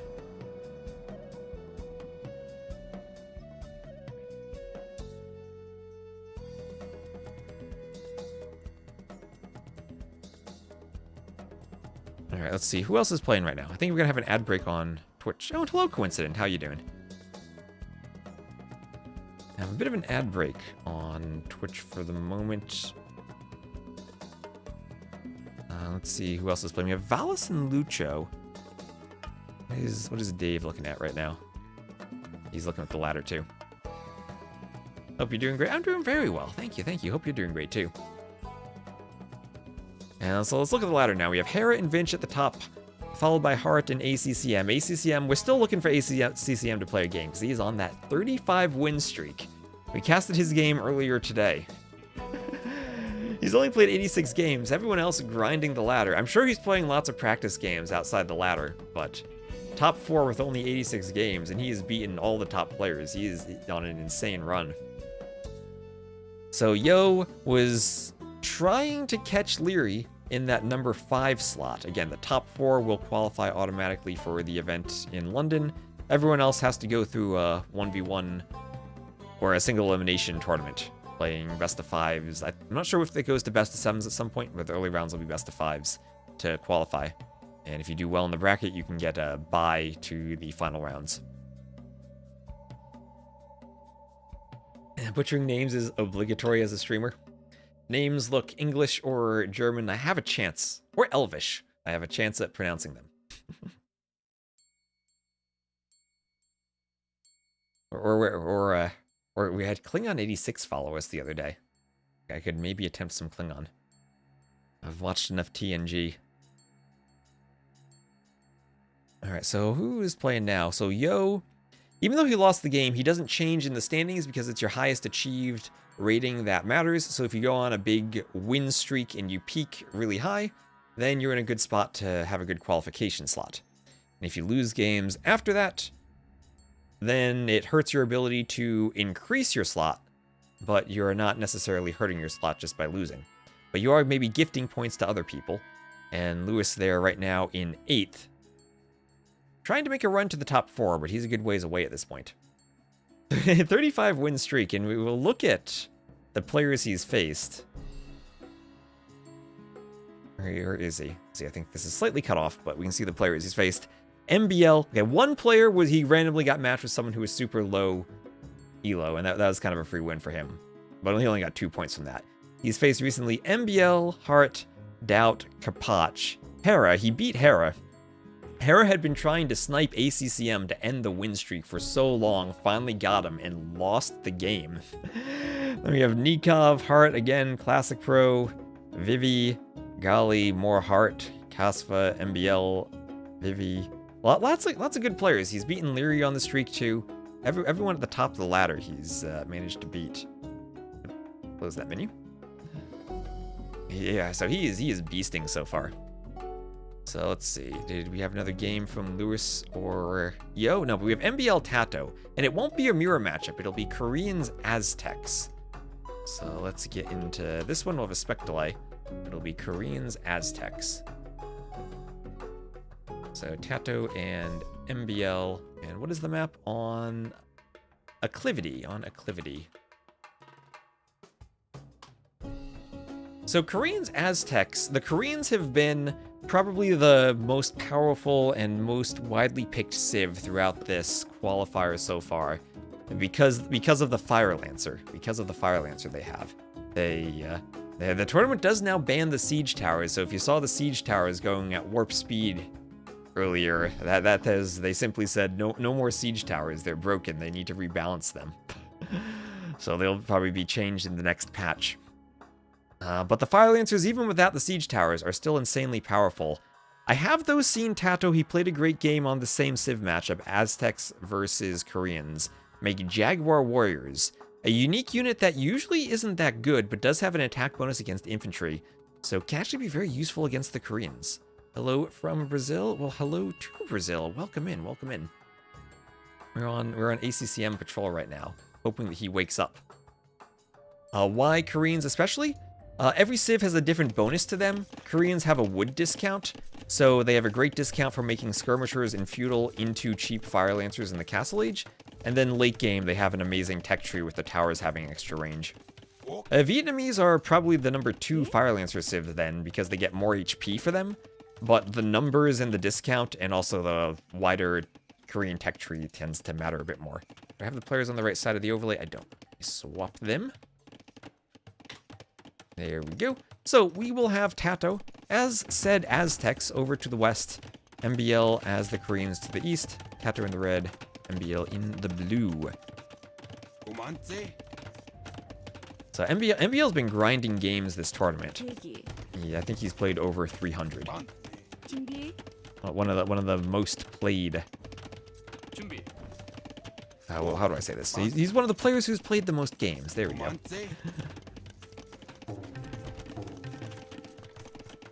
And Eagle is coming around, trying to get in, but no holes in the walls for MBL. He has fully walled himself up. I've seen MBL play a good number of Korean mirrors on this map, where he goes skirms and then tower rushes. Aztecs will be a different unit composition and a different challenge for him. And I'm interested to see if he has a way to deal with the Jaguar Warriors from Tatau, because usually on this map what I see is double range skirmishers immediately from the Koreans. Here, completely different build from MBL, going for one range at home, adding in archers and trying to play more defensively.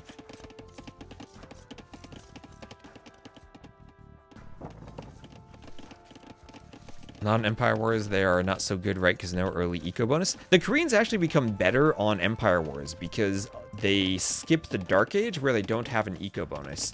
Their eco bonus basically is their wood discount. And if you're spamming tons of wood units, which if you have to go skirm mirror against another civ and they're spending more wood, you're able to add in more farms. Maybe have fewer vills on your wood lines and distribute your eco more efficiently. Basically Byzantines, but with a better late game tech tree. That's a one way of thinking of them now. And with Fire Lancers essentially replacing the camels as a better unit from what the Byzantines would usually make. Yeah, that's why the Goths are, I think, hurt quite a bit on Empire Wars because they have a lot of Dark Age bonuses relying around Hunt and their early Loom that give them a Dark Age eco boost. And also the Chinese, they don't benefit from their +3 vills throughout the Dark Age. Whereas the Koreans, just the opposite, since they don't really have a Dark Age bonus. Skipping the Dark Age helps them. Oh gosh, I just realized. Slightly bugged map. Little bit of terrain down here surrounded by rock. You can see, oh, stuff like this gives me nightmares as a map scripter. Absolute nightmares.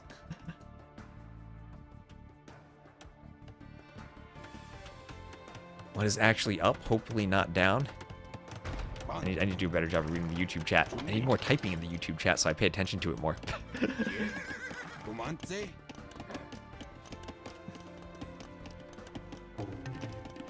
Well, what is up are both these players to the Castle Age.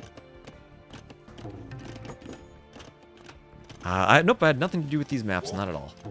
I did the maps for TTL, so the next tournament that's upcoming, kind of between this and the Red Bull land, I scripted all the maps for that. They weren't originally all of my maps. We have a variety of different authors who created maps over the years, but I made the versions for the tournament and did a lot of bug fixes for them. Lots of small corrections, so. For TTL, you can blame me for all the bugs. For Red Bull, I can sit back and relax and not need to worry about fixing stuff after casting games.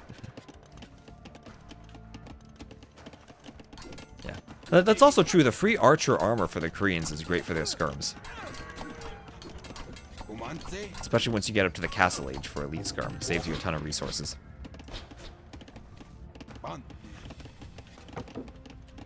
Oh, Baron, thank you very much for the raid. Oh yeah, Baron's chat. Baron is going to start streaming on YouTube too.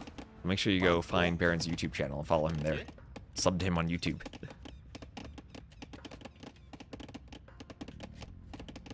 Baron said, I'm cute. Well, thank you, Baron. So we'll have scale mail armor for MBL. And Castle Age on the way. So they will have a TC in the back. TC on between the woodline and the stone. And Eagle Warrior, Squires, and Bosa on the way. Were you playing Empire Wars, Baron?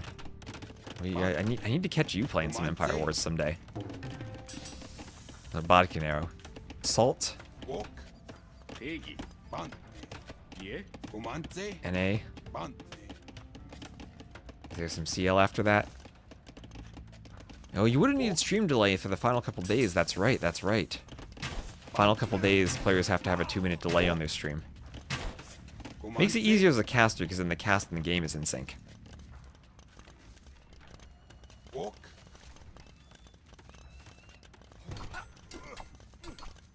So Eagle's going for the Palisade. Please delete the Fire Lancers from the game. It's broken at all, Elos. Well, hopefully they get a heavy nerf in the next patch. As I have to say, I miss the wide variety of units we saw on KOTD. So double TC addition from both players, up to 3 TCs. They will both be booming away. Aztecs would have the better eco minus the addition of the wood discount for the subtraction. I guess they spend less wood. Whatever the math works out as, minus the Fire Lancers. Aztecs have more carry capacity for their vills, so especially their farmers work better. But Fire Lancers should win against Eagles. We look at the HP difference: 55 HP to 65, 9 attack to 7 attack. Eagles have a ton of pierce armor, but melee armor not that much, even more melee armor for the Fire Lancers. Eagles will move faster, though, so they don't have to fight. The charge attack is great, though, when they have their ranged advantage. Is there a bonus damage at play as well? They're both shock infantry, and they don't have bonus against each other. So no, there's no bonus damage at play here. That's a good question, but no, they're just melee damage that matters.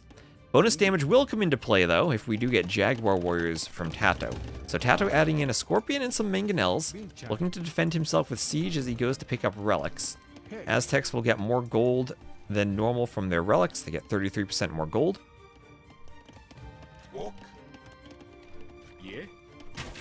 So correct me if I'm wrong, but that's 80 gold per minute instead of...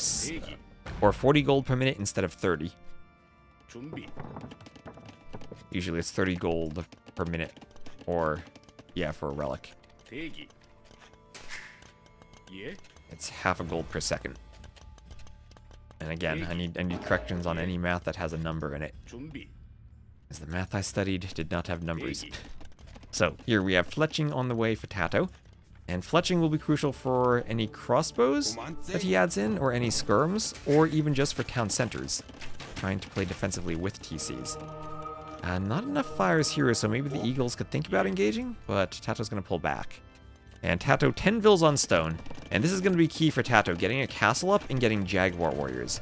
Because Jaguar Warriors, while not as fast as the Eagles, will have 10 bonus attack against infantry, and they should do rather well against Fire Lancers.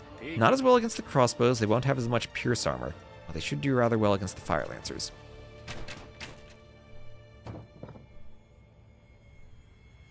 And hello also Mauricio over on YouTube. Not exactly sure what you wrote, but hello, I see a Tatau MBL in there.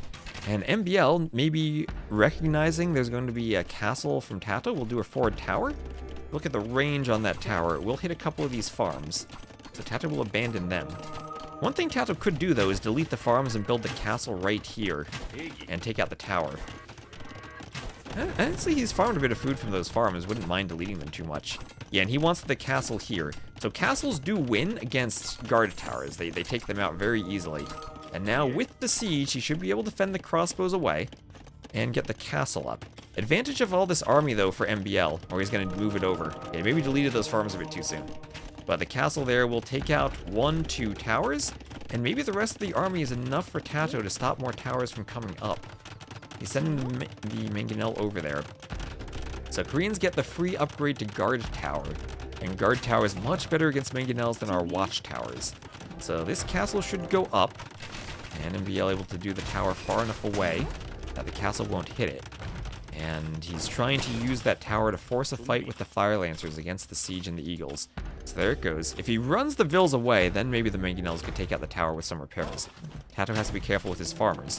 But downside for Tatau is the castle is very, very far away from the front and in the middle of his base, when maybe the ideal location would be forward, right on MBL's face. But 20 Vil lead for Tatau as the Aztecs. And Mangonels, ooh, both shoot the same area. Maybe if they had split their shots, they'd have gotten better. Ooh, there we go. Nice hit, nice hit. But a Mangonel goes down to that guard tower. Those guard towers so pesky. And what is that? The Forward University, MBL. His students are going to have to go on a long commute to go to college. But he'll be able to do probably ballistics for the towers or masonry for more building HP. Is this the real quest? Oh my gosh, it's Panda. How you doing, Panda? You must have a lot of free time on your calendar these days with the Chiefs not in the playoffs. Just like I do as a Giants fan. Only I'm used to this. Oh, so handcart on the way. Rubbing it into poor Panda. My Mets finally signed someone today, though, so I'm doing okay. So there we'll have handcart. Kind of a weird positional alignment for us, another infielder. But we'll see how it works out. Now, we did get a new coach. That's true, that's true. So Imp on the way for MBL. He will be going up before Tatau, but the last time I saw Tatau in this matchup, he didn't go Imp, he didn't rush Imp, he stayed Castle and went Ram plus Jaguar Warrior. But 2 castles now at home in his base, this castle not even able to clear up the towers. That is pretty awkward for him. The Koreans themselves will have pretty darn good bombard cannon. And they'll have a castle up in the middle of the base here from MBL. And there you go, there's a Jaguar Warrior, but all by himself, not going to do that well. However, you see +5 against infantry, 15 melee damage, and 2 shock infantry bonus damage. He will do quite well against the Fire Lancers. We're rooting for him to go to the Browns. Imperial Age on the way. And we do have some exciting young players in Dart, Scatterboo, and Neighbors, but I'm worried that the rest of the team isn't filled out around them.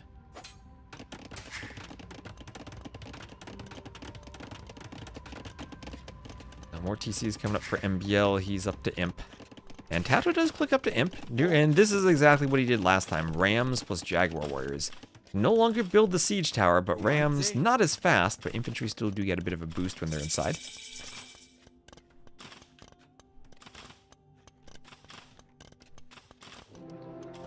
Jaguar Warriors on the way for Tatau.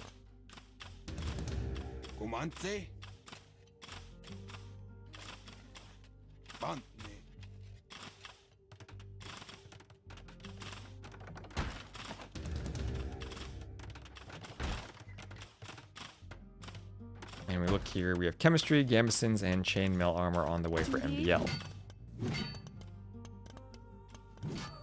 And Jaguar Warriors hitting Vils, Vils going down.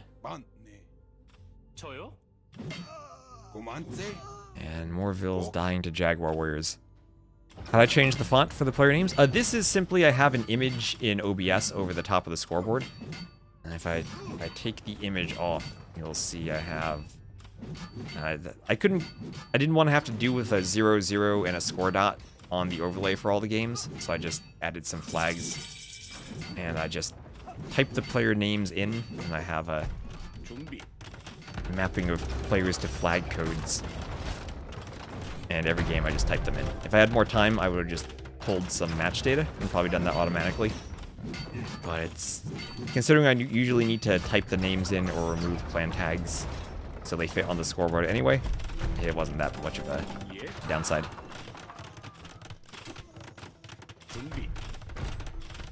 But yeah, it's just literally covering up the scoreboard with another image. As simple as you can get.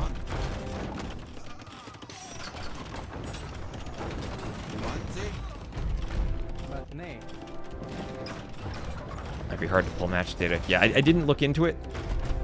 I just did something very quick.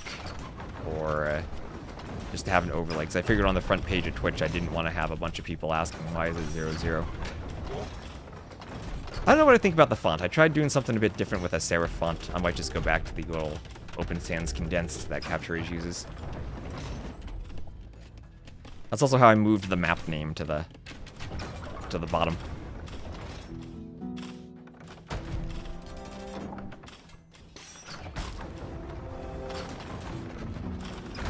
So University goes down. And thank you G Turbo for the follow.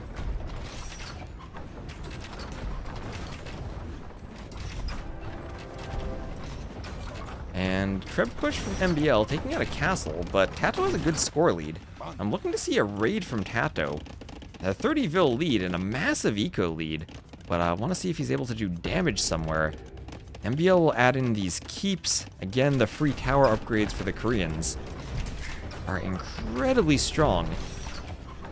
And another answer to the question, why do we see Koreans rather than, say, Jurchens or Vietnamese for the Fire Lancers? Because of these towers. And it gives you a ton of map control in the late game. Bracer comes in, Tatau needs the armor. Tatau has to be careful. This blacksmith might go down before the armor upgrade comes in. Actually kind of lucky that MBL is trebling the TC rather than the blacksmith. And we, of course, have a better vantage point than MBL does, but Tatau is lucky that blacksmith isn't going down. MBL's moving the trebs. Will he get armor, though? 50%. Oh, MBL going for the market. Going for the market. Okay. Tatau will need to rebuild that. But now a good army of Jaguar Warriors. He only has one castle left for production, though, and doesn't have elite. They do produce rather quickly, but they don't want to fight under the towers. Plate mail armor, 95%, 99%, and it finishes, before the blacksmith goes down. He is missing attack upgrades still, but at least he had the armor, so they'll stand up to the arrow fire as well as they can.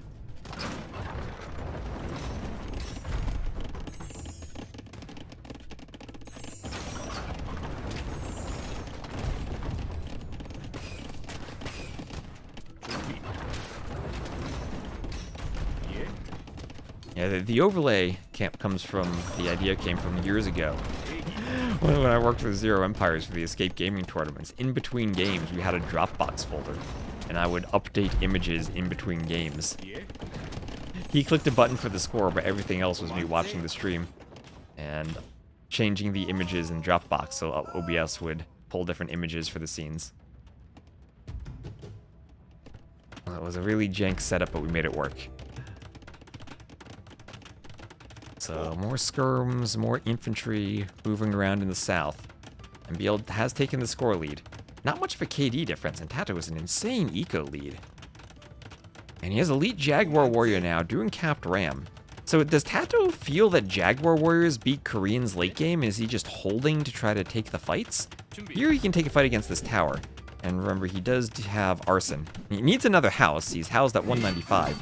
The keep does go up, but that should go down rather quickly. The Vills don't garrison, so they will be slaughtered as the keep goes down. And the Trubs can move and deploy on the next keep.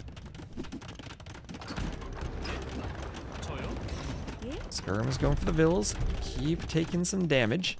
And this is a big fire. This is where the Jaguar Warriors need to be now. Big Fire Lancer push from MBL into the middle of Tatau's base. And he has so many Jaguar Warriors, but they're not fighting the Fire Lancers. They're not where they need to be to fight. And some hand cannoneers for MBL.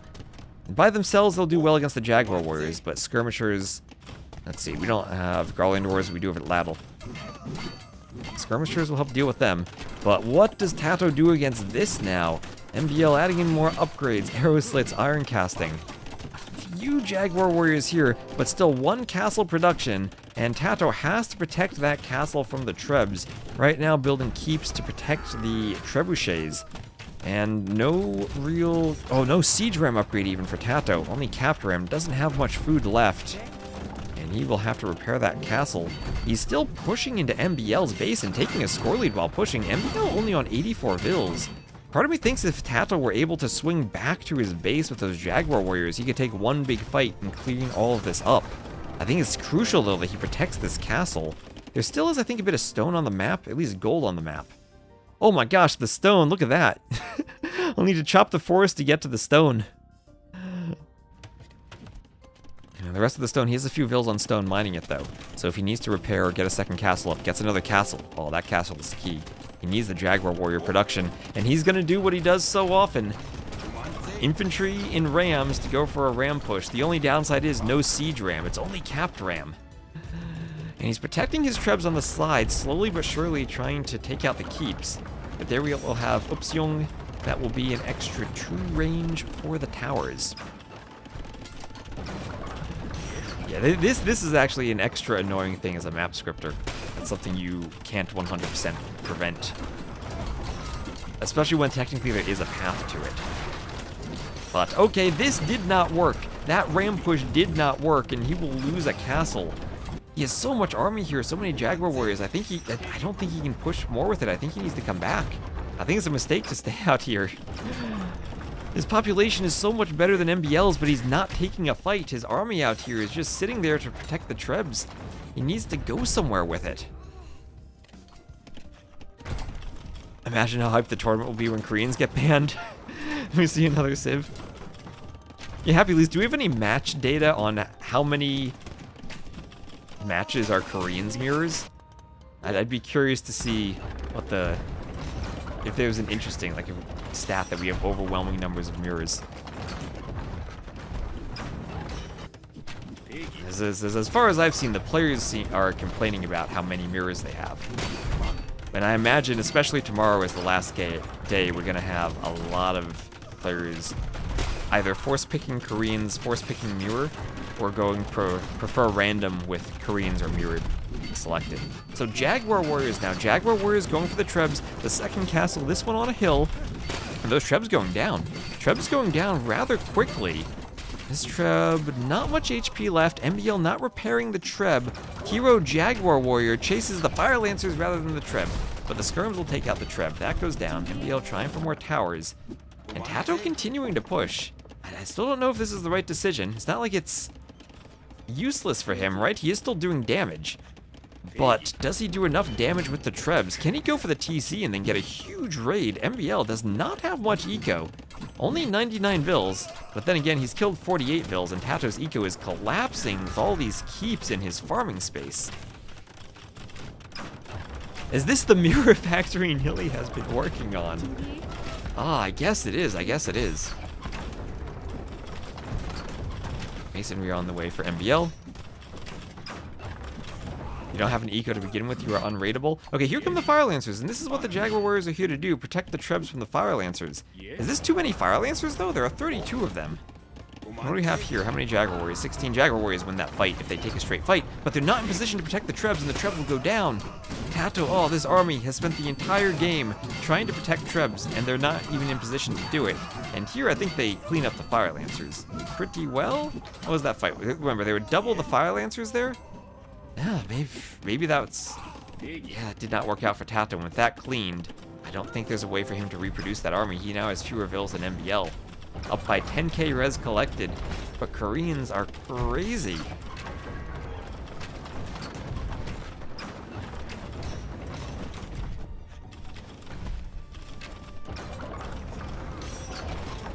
That's true, they were low HP. I thought they were going to do better in that fight, but maybe Fire Lancers are just... Oh, too good, bit of lag. Yeah, there were 32 because there were two groups of Fire Lancers.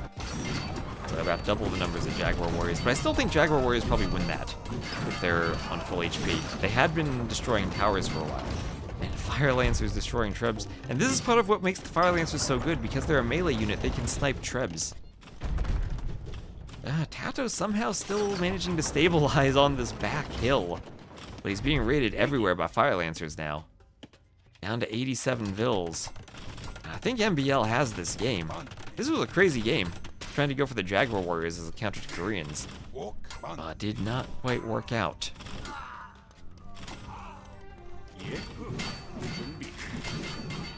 And here, fight under the TC. This is where we'll see Jaguar Warriors actually shining a bit. And now we'll see, they're all stacked on one tile. But we'll see the Fire Lancers all going down.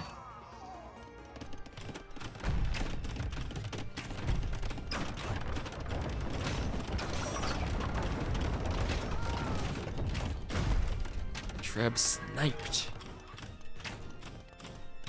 So, still, ooh, MBL able to take some of Tatau's gold. He didn't even have arson so far for the Fire Lancers. There's still upgrades he can do for them.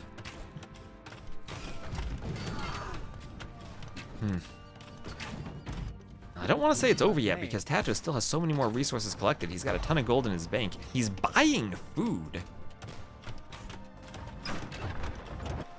And in this part of the map, he still has gold he can take.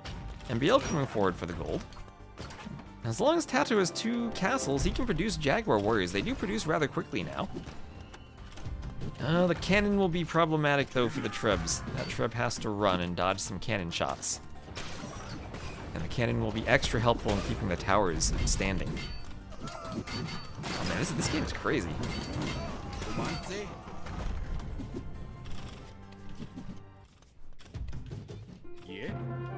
And Tatau will call the GG there, seeing that the Lancers are about to close it on the Trebs. And crazy game, and I'm still wondering if the Jaguar Warriors over here protecting the Trebs was the right call. Because there was that point where MBL had 84 vills, and I felt that if Tatau had just grouped up his army and taken one fight, and of course it's much easier for us to see that, spectating, than it is for Tatau in-game. I felt if he could have taken one fight, even if he just cleared the towers and the Lancers retreated, he would have been really far ahead, because he had, by the end, he was at, well, like 10k res collected of an advantage. MBL closed that at the end with more vills.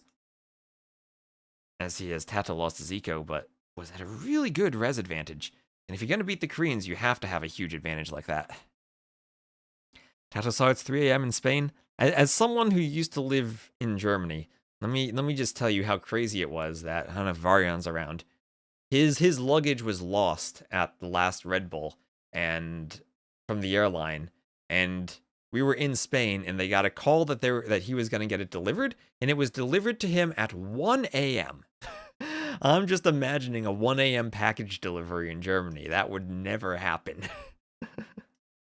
And Marintho, hello Marintho. Oh, I hope you're ready for TTL, Marintho, because we're going to have some of your maps in it. We have, what is it, Tulo and Zimbabwe. And I hope you're ready for Costa Arena too, because Costa Arena is lovely. All right, let's see. I mean, pinged on Discord. Is this anything? Hagrid are sending me an API for the 1v1 thing.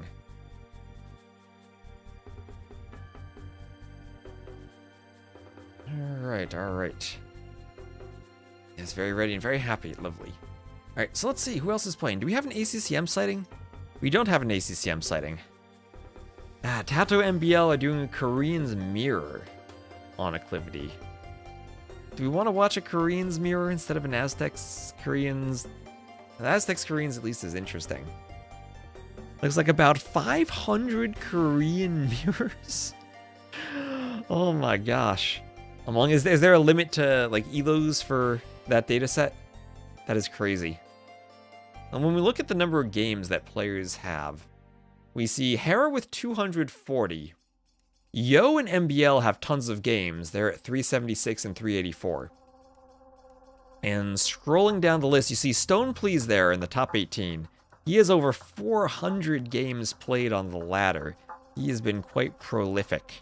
Lucho with a ton too. And then where else? We need to see Huang and Caspa. Huang 429.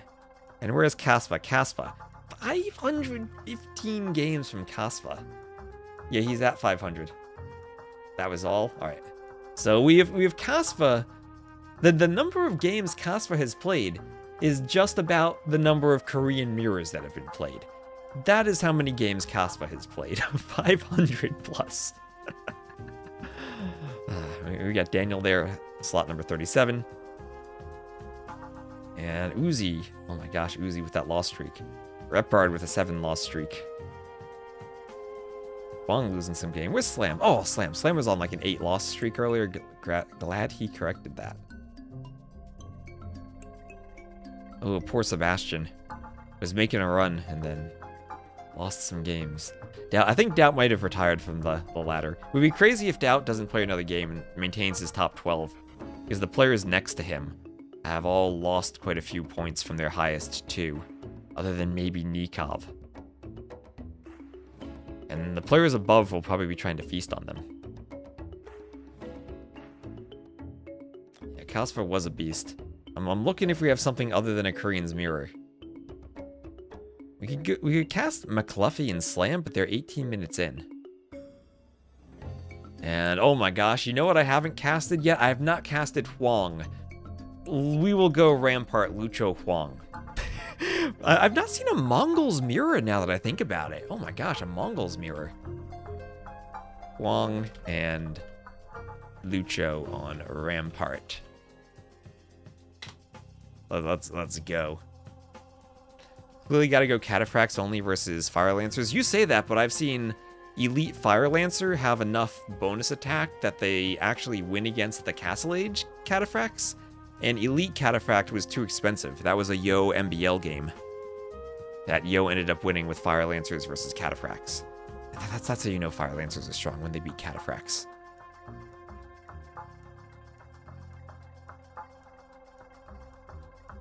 Alright, I don't know if I'm ready for Lucho Huang, but I will do that in favor of a Korean's Mirror.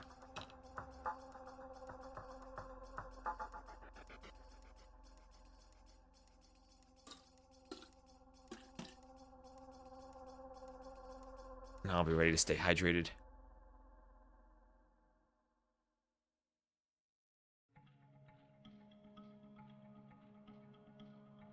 Hopefully they get a small nerf. Or a big nerf.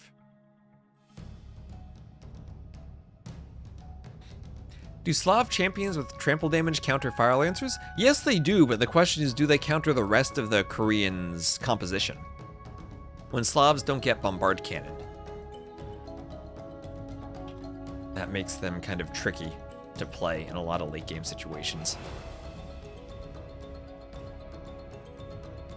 We did see there was a great doubt in Yo game where it went super late into Imp, both were going Fire Lancers, and Doubt made a swap into Champions, and the Champions countered them. And Slav Champions would be better than the Korean ones.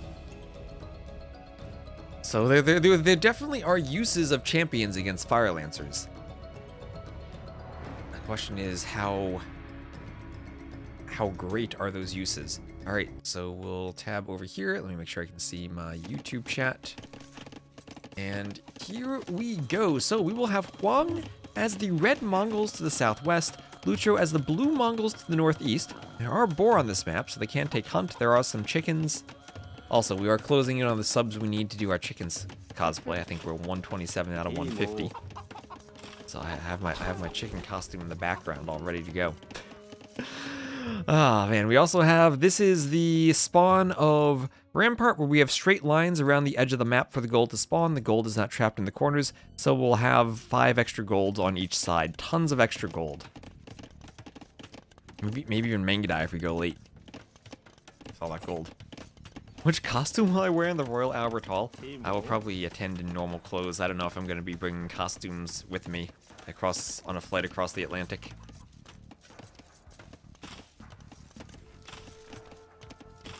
Imagine that. My airline loses my luggage, and then the only clothes I have with me are the chicken costume. That would not be a situation where I'd want to find myself. Just gotta go shirtless and cosplay a male Vil. That's on my Instagram, Dragon Lord. Don't think I want to do that IRL. At the venue. Maybe if I'm casting, I can do that. I have been going to physical therapy. My shoulder's been feeling a lot better, so I'm hoping in the next couple months I'll be able to ramp up some more gym activity. Get back to bench pressing. So maybe if I'm feeling good by the end of the year, if I can get my, if I feel like I'm back to working out properly, we'll do another villager cosplay. I wanted to do a calendar. Someone suggested a calendar, and I thought it was a hilarious idea. Every day, leg day forever. I'm also dealing with knee issues and ankle issues. The pain of being a former distance runner.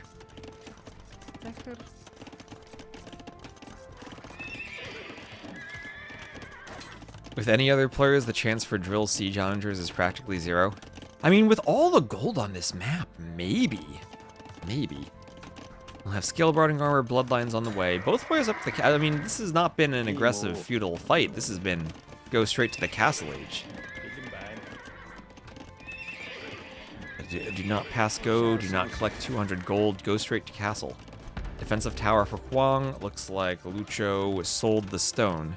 And double stables, we're going to have step lancers. Well, 400 meters is actually the hard one, the 400 and the 800. Shorter than that is short enough that it's not that bad, and longer than that is slow enough pace that it's not that bad. The 4 and the 8 are the key spot of you're going all out for a long enough distance that it really hurts. Yeah, we went from feudal to castle, and everything starts to hurt when you get to your are your 30s really your castle age? Hopefully I get step lancers though from 3 stables, not castle age. IRL.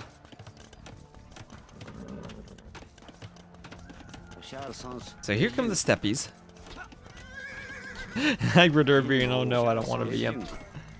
Steppies coming down, killing a spear, killing an archer. They'll be doing some raiding.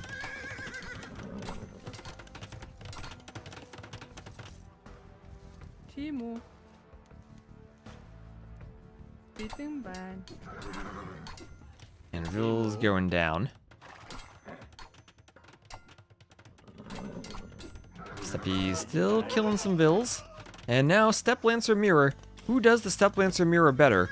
And Lucho, who is fairly high on the ladder and does have a shot at being top 12, does not want to lose Elo to Huang. Certainly does not want to lose Elo to Huang. But Huang is forward with the Step Lancers. He's killing Vils. Taking Lucho off of gold. And is Huang gonna do this? Look at Huang go.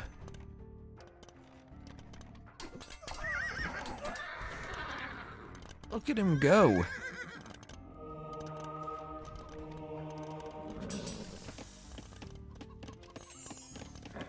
Hoovering around.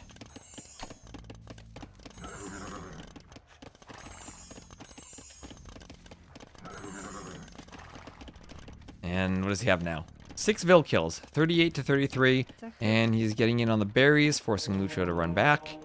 He'll run in, run out, bring the monk back. And now it's Lucho's turn to counterattack. He will need to do some damage. Huang needs a couple of quick walls and he'll be safe. He's honestly pretty safe if he wall. I don't know if he's the player who's gonna wall though. And no, he's not. And now time for Lucho to return the favor. That's the great thing about Huang. He's nowhere near the high level of everyone else. Everyone else, Viper, Hera, would have had quick walls there. Huang, they get in, and all of a sudden, 8 to 6, and Lucho has the Vil lead. And at the same, oh, well, he's raiding himself. And exactly like that, Lucho, the quick wall to keep the Step Lancers out. Walls the monk in by the monastery. Little things like that goes so much better for everyone else. But Huang, oh, poor Huang. Still has more Step Lancers though, but now he's down in Vils.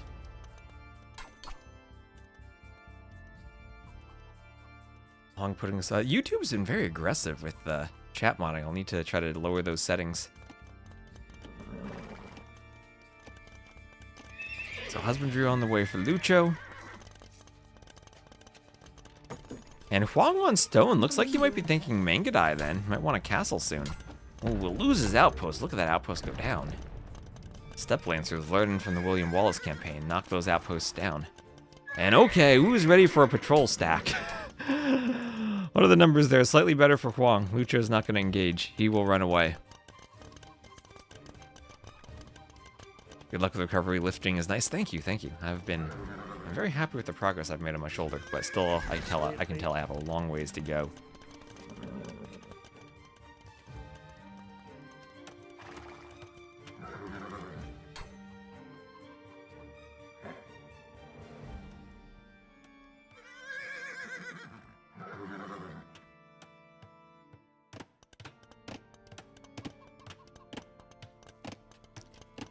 And either side of the hill now, both these Step Lancer armies trying to take a fight with each other.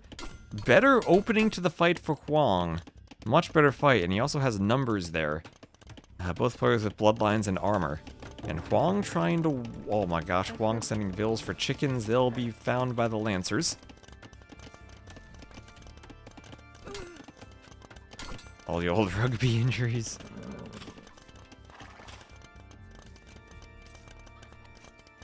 And... Vil goes down. Conquer some nearby Chinese cities and loot some fire lances. Imagine Step Lancers, but with a fire lance. Oh my gosh. Why is he going for chickens? Mongols, he wants to use the hunt bonus. And Step Lancers surrounding the stable. And it feels like Lucho recovers from that early aggression. And we'll get another mining camp up on the stone over here. Stable going down to the steppies. And castle here goes up for Huang. And we'll have town watch on the way for Lucho. As Step Lancers come in.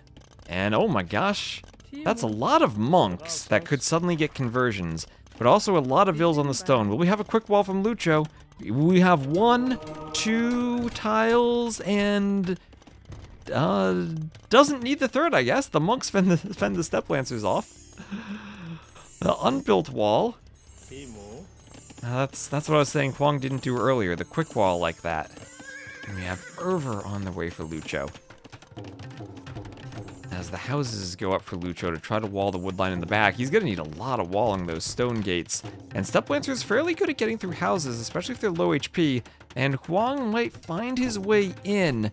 Lucho needs to repair, needs to bring his own Step Lancers over, and he'll just keep them out. Huang, look at that eco, double bit axe just now. Lucho far ahead on the res collected. Man, I haven't seen a Mongols mirror on this map, and it's all Step Lancers now.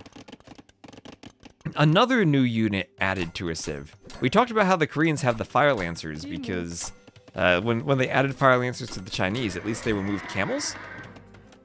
Koreans just got the Fire Lancer without a corresponding nerf. And same for the Mongols back when they gave them the Steppe Lancer.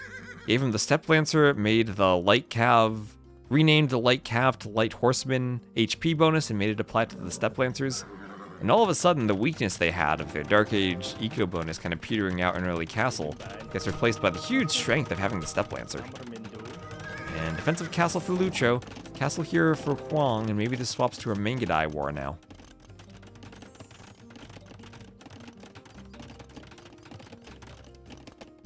Yep, Vietnamese too. Hello, why hello there. So we'll have ballistics on the way for Huang.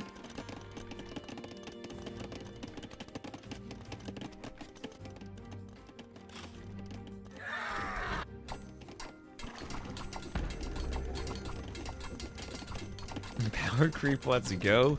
Jacob says, let's give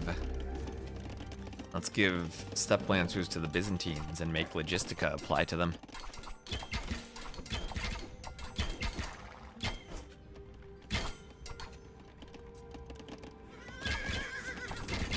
And okay, what is this fight? That is a stand ground patrol right there. Some Mangudai go down. Lucho trying to take the hill. Huang trying to take the hill. Oh man. You need a Korean mirror to help you sleep?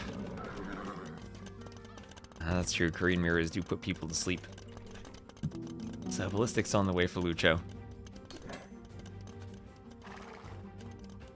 Man, I've enjoyed having so many games to cast, even if they are kind of Korean mirror heavy. Well, you do have 500 said games to choose from if you want to go back and look at the Rex Garlic Witch. Apparently there have been 500 Korean mirrors. That extra HP would be super snowbally. Yeah, it just really completely changes the way the Civ plays. It goes from the weakest part of their game to being the strongest part. And now the other parts of their game are still strong in early Dark and late Imperial, especially for team games.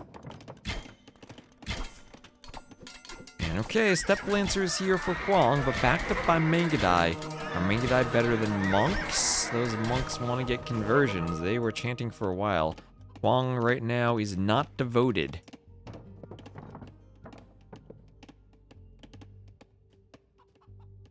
Alright, run into some bears. And those monks are the scary thing. What upgrades do they have? They do have fervor. Okay, I like that. Making the monks move faster. So you can cover more of your base with a defensive monk brigade. With a defensive monk clergy. I guess that should be the collective noun for monks, maybe a clergy of monks.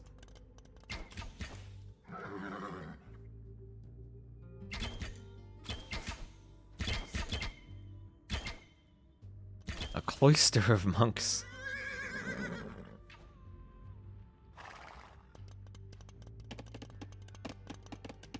Leather archer armor.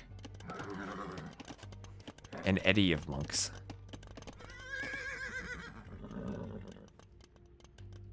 A conclave.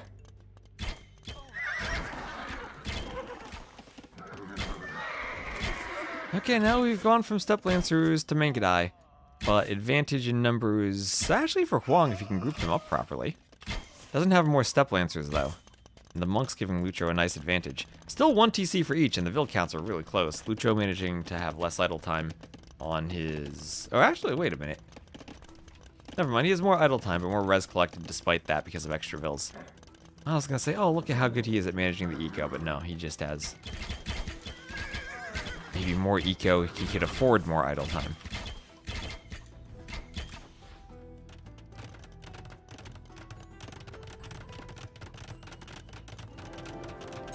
So 4 castle from Lucho, 2nd castle from both players, another one for Huang coming up.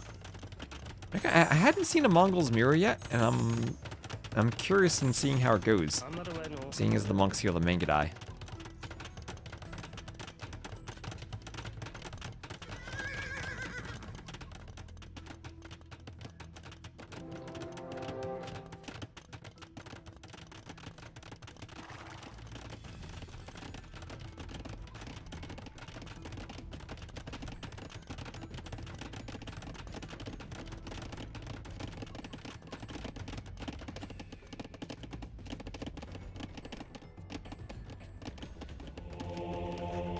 So 3 relics for Lucho. Huang has not bothered to pick up his relics. You do have 3 relics roughly around the top of your crater on this map. And usually you'll see an early monastery to pick them up, so you get 3 relics for free. And because of that, we have 1k gold, so that has paid off by now for Lucho. The minute I find those vills in the back, that could be scary. Lucho could take a big loss there. Lucho's finished the gold in his main base, though, moving out. Huang will need to move out soon, too, and where's Huang going to go for gold? Didn't do his castle on a gold, oddly enough. And he's actually... where's he taking gold? He's got 13 vills on gold, but where? Oh, still at the front here, so he's gonna finish the gold now. And those vills will auto-task themselves to this gold. They will decide we're gonna run a marathon. Some of them will, at least. And there they go. But this could be a disaster for him. He doesn't have his Megadai grouped up in the fight. At the same time, he's fighting at the back. And okay, Huang taking 2 bad fights at the same time. I'm looking for his gold. So are his villagers. He lost Megadai at home where he didn't have the numbers. And then he's downhill to Step Lancers, gets caught out of position. And Lucho does come back. I can't help but think if Huang had a better quick wall after that initial Step Lancer engagement and didn't lose 8 vills when he had already killed 6, that would have been his game. But clearly, Lucho, definitely a good player and kind of outclassing Huang. And that's what you do when you're at that skill level. Even if you take a couple mistakes, you can find your way back into games. Find your way back. Other players make mistakes too, and even when you're down, you make comebacks. Good old Huang's. Good old Huang. If it was better with monks, it would help too. That's probably true as well. What the heck is DSWS3 Copenhagen? That is the tournament name.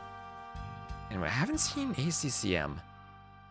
Surprised we're not seeing too many people grinding the ladder on this final weekend. Maybe people feel maybe a bit locked into their destinies, though.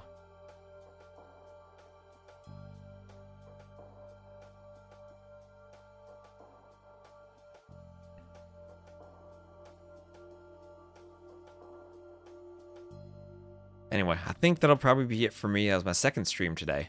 So thank you all for watching. I appreciate everyone coming by for the night stream. I think we'll send a raid over to Dave on Twitch, and I'll be back streaming tomorrow. Don't know exactly when.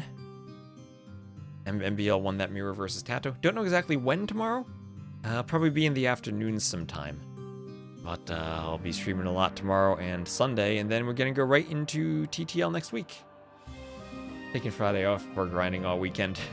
Maybe. I was hoping we'd find ACCM, but maybe it's still maybe a bit early for him. Only 2 streams today. I know. Only 2. Only 2.5 hours and 3.5 hours, so like 6 hours. I liked the split, though. I liked the split. I think it helped me keep my voice throughout both of them. So let's take a quick look at these standings. Hera, Vinch, Hart, ACCM, rounding out the top 4, followed by Leary, Yo, Viper, Lewis, then MBL, Barles, Tatau, Doubt, and below them, trying to climb to the top 12, Sebastian, Andy, Sato, Nikov, Lucho, and Stone, please.